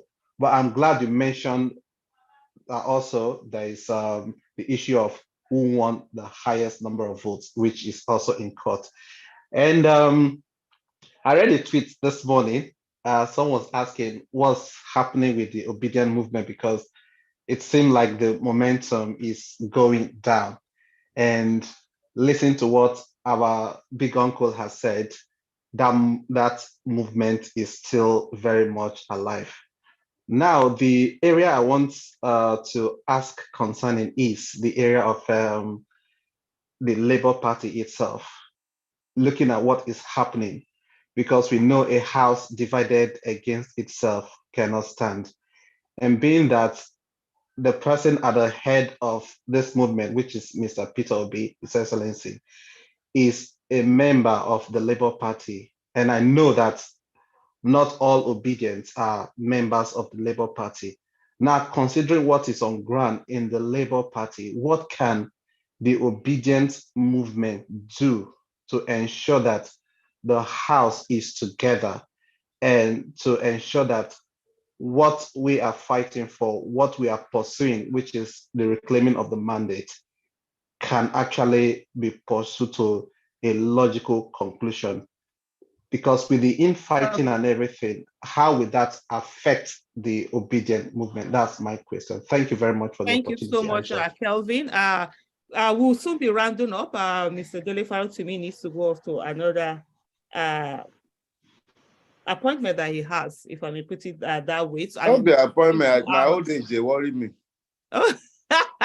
Old man, sit down for over 2 hours. Oh, okay. No, 2 hours is good. We've been here for almost 2 hours, even though there were a bit of technical issues you coming in. So what we do, we'll take Udeze. Udeze, I think, is in a better place now to be able to speak. Then we'll answer all of these questions combined together, and we'll round up for today. It's been quite an interesting conversation. We almost admit to that. So, Mr. Udeze, kindly go ahead and unmute yourself. Okay, good evening, Madam Aisha. Good evening, good evening, Uncle Dele. I'm sorry, I'm in the airport and it's so noisy, but I need to contribute to this wonderful program. First of all, I must thank you, Madam Aisha, for your hard work. You are 1 in a million. God bless you. Thank you. You have the heart of humanity.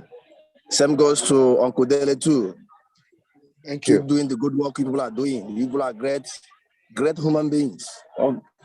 Now, my question is this. I have 2 things to add.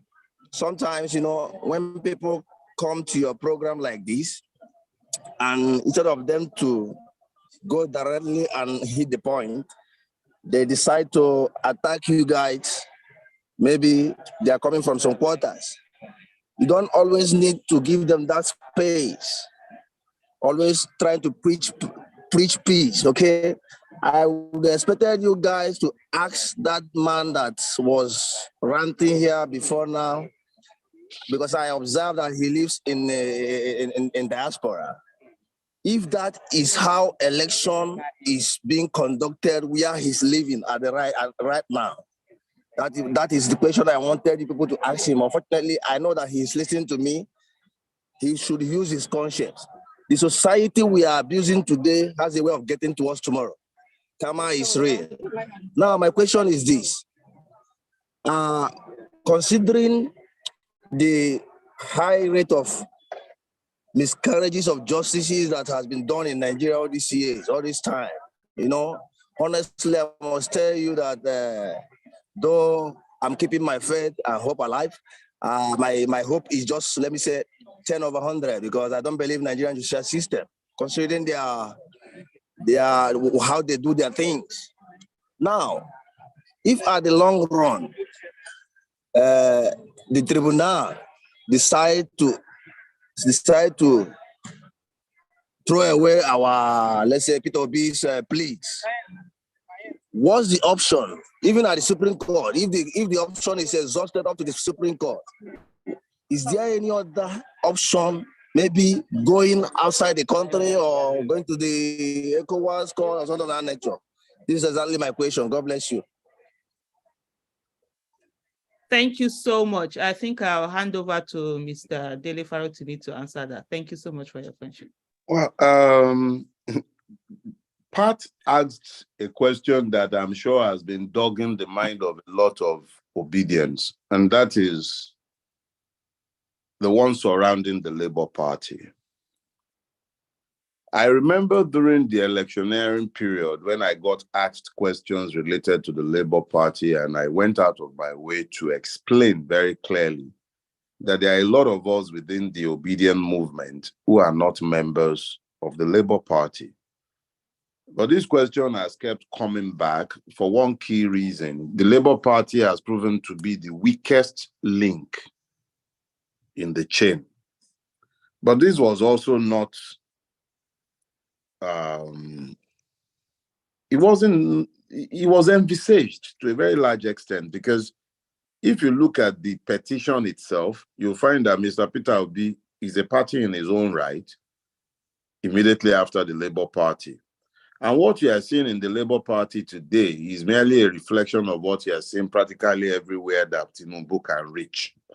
People will be bought, consciences will be lost, human beings will recant, and people will be doing the kind of things you are seeing that old man called a papa or a pampa or whatever his name is. You see them doing all kinds of things, Arabambis of this world. These are things that are beyond the control of either Mr. Peter Gregory Obi himself or we as members of the obedient movement. So we can only control what is within our own jurisdiction. And what is in our own jurisdiction? Our individual actions.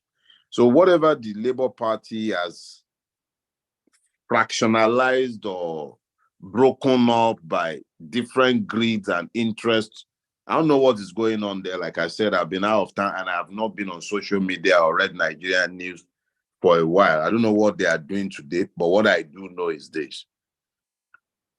The obedient movement is not about the Labour Party. The Labour Party is a platform. The obedient movement is about ideas. So you can take away the platform, but the idea remains. It's not even about the person of Mr. Peter Obi himself. It's about the ideas that brought together the movement and the people. Mr. Obi is the arrowhead.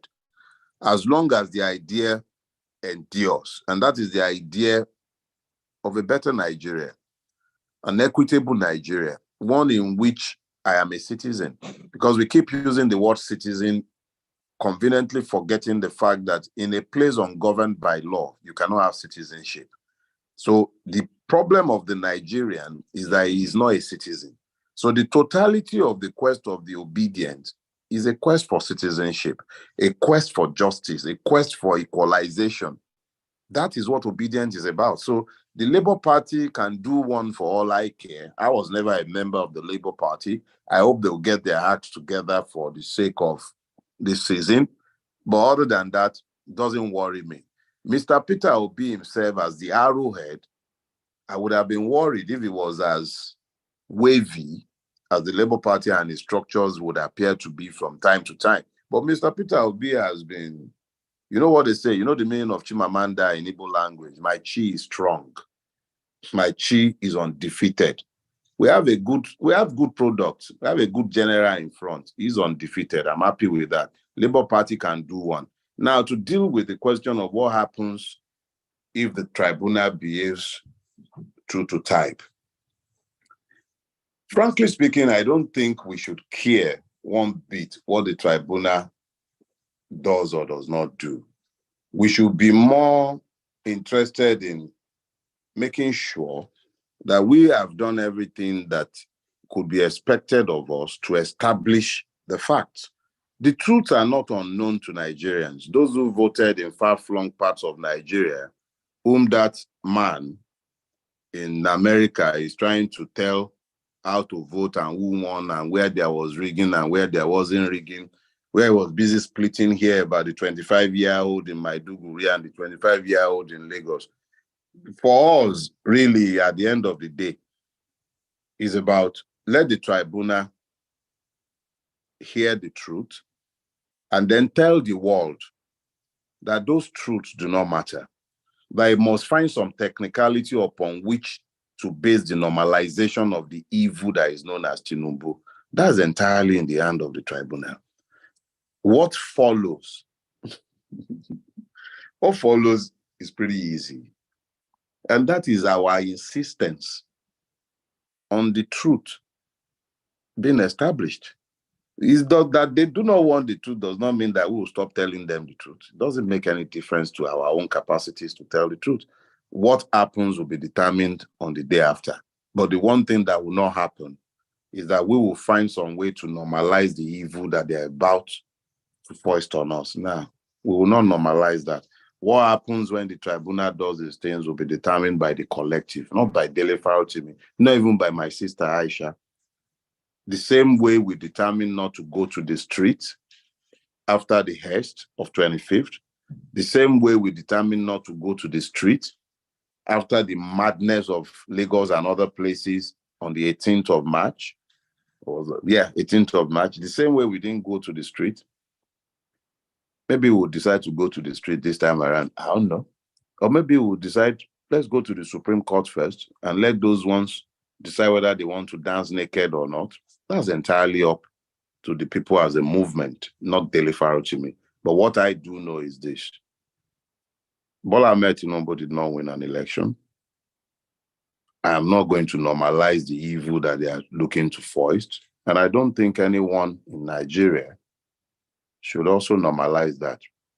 If he had won, we would have found the grace to congratulate him. But anyone who still has a conscience knows what transpired on the 25th. There is no way you can possibly swear in. Maybe we leave this story. You can't swear in that man on the 25th or on whenever. When we get to that bridge, we'll cross it. Let the tribunal say his own piece. It does not change the truth. Thank you so much, Mr. Dele Farotimi. It's actually been an amazing pleasure having you here today.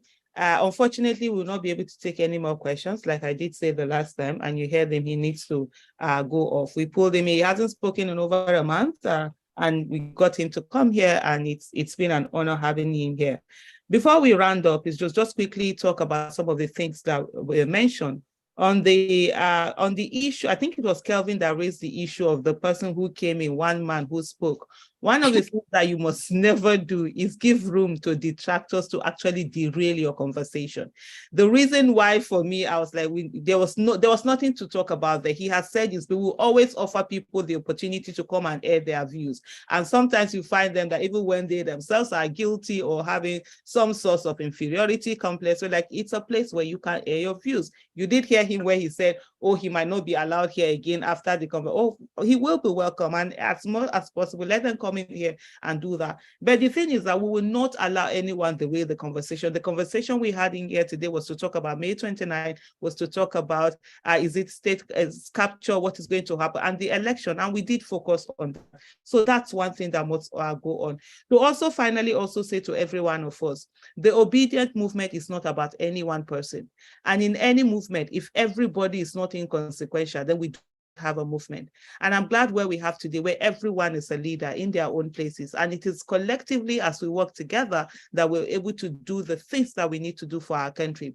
Do not forget that every one of us, we have a role to play. Like Mr. Dele Farotimi actually said, we are in control of the role we play. We are not in control of the role that other people play. And so do not leave anything to, oh, there are certain people who will do certain things. What is it that you're doing? That must be very important. As we go on, while we're waiting at the mandate, one of the things that must happen is that there must be a deliberate influx of people into the political space.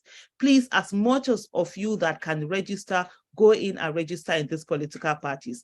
Labour Party, yes, it is where it is. They are making decisions they are making by the people who are in there. If there are more people who are getting in there, getting registered, more competent people, character, capacity, people who are ready to serve the nation, people who are ready to give their or get in there, you then will be able to make decisions from within inside, and you not have any few people coming out to give us either the candidate that they feel like giving us or making decisions that they want to make. Please, so as much as possible, these are some of the things that we need to start doing. Keep on talking about the issues, focus on the main issues, register into parties.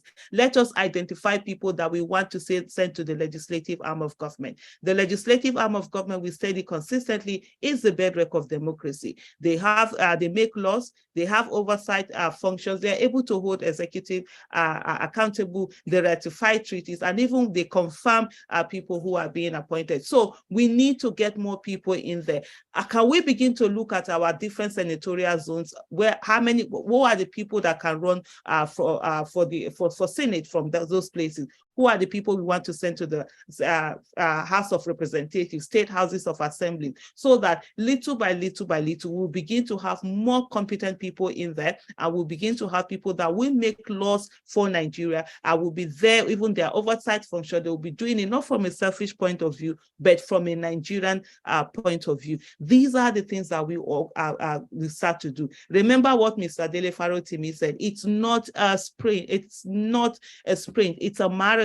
And this thing might take decades. There are people who have had Nigerian ransom for over 6 decades. We need to also put in the work. We've seen what we've done in 10 months. Imagine if that is replicated in the next 4 years, in the next 10 years, in the next 5 decades. Where will Nigeria be at that place? Nigeria definitely will not be at the gloomy place that it is right now. So this is where the energy must come in.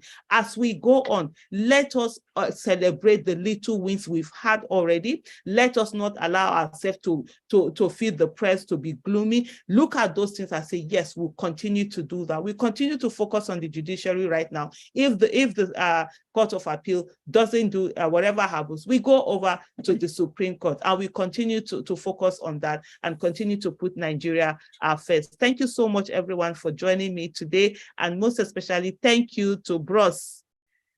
Mr. Dele Farotimi. Bros, thank you so much for being out here today and taking the time. An absolute pleasure. Thank you. We've had over almost 2,000 people on YouTube that have really participated, and they are all sending in their greetings. And please remember, Live with Aisha comes up every Saturday at 6 p.m. Nigeria time. Hopefully next week, we'll see you all. We'll be bringing in another guest by the special grace of God. Thank you so much, everyone, and bye-bye. See you again next week, Saturday, 6 p.m. Nigeria time, by the grace of God. Thank you.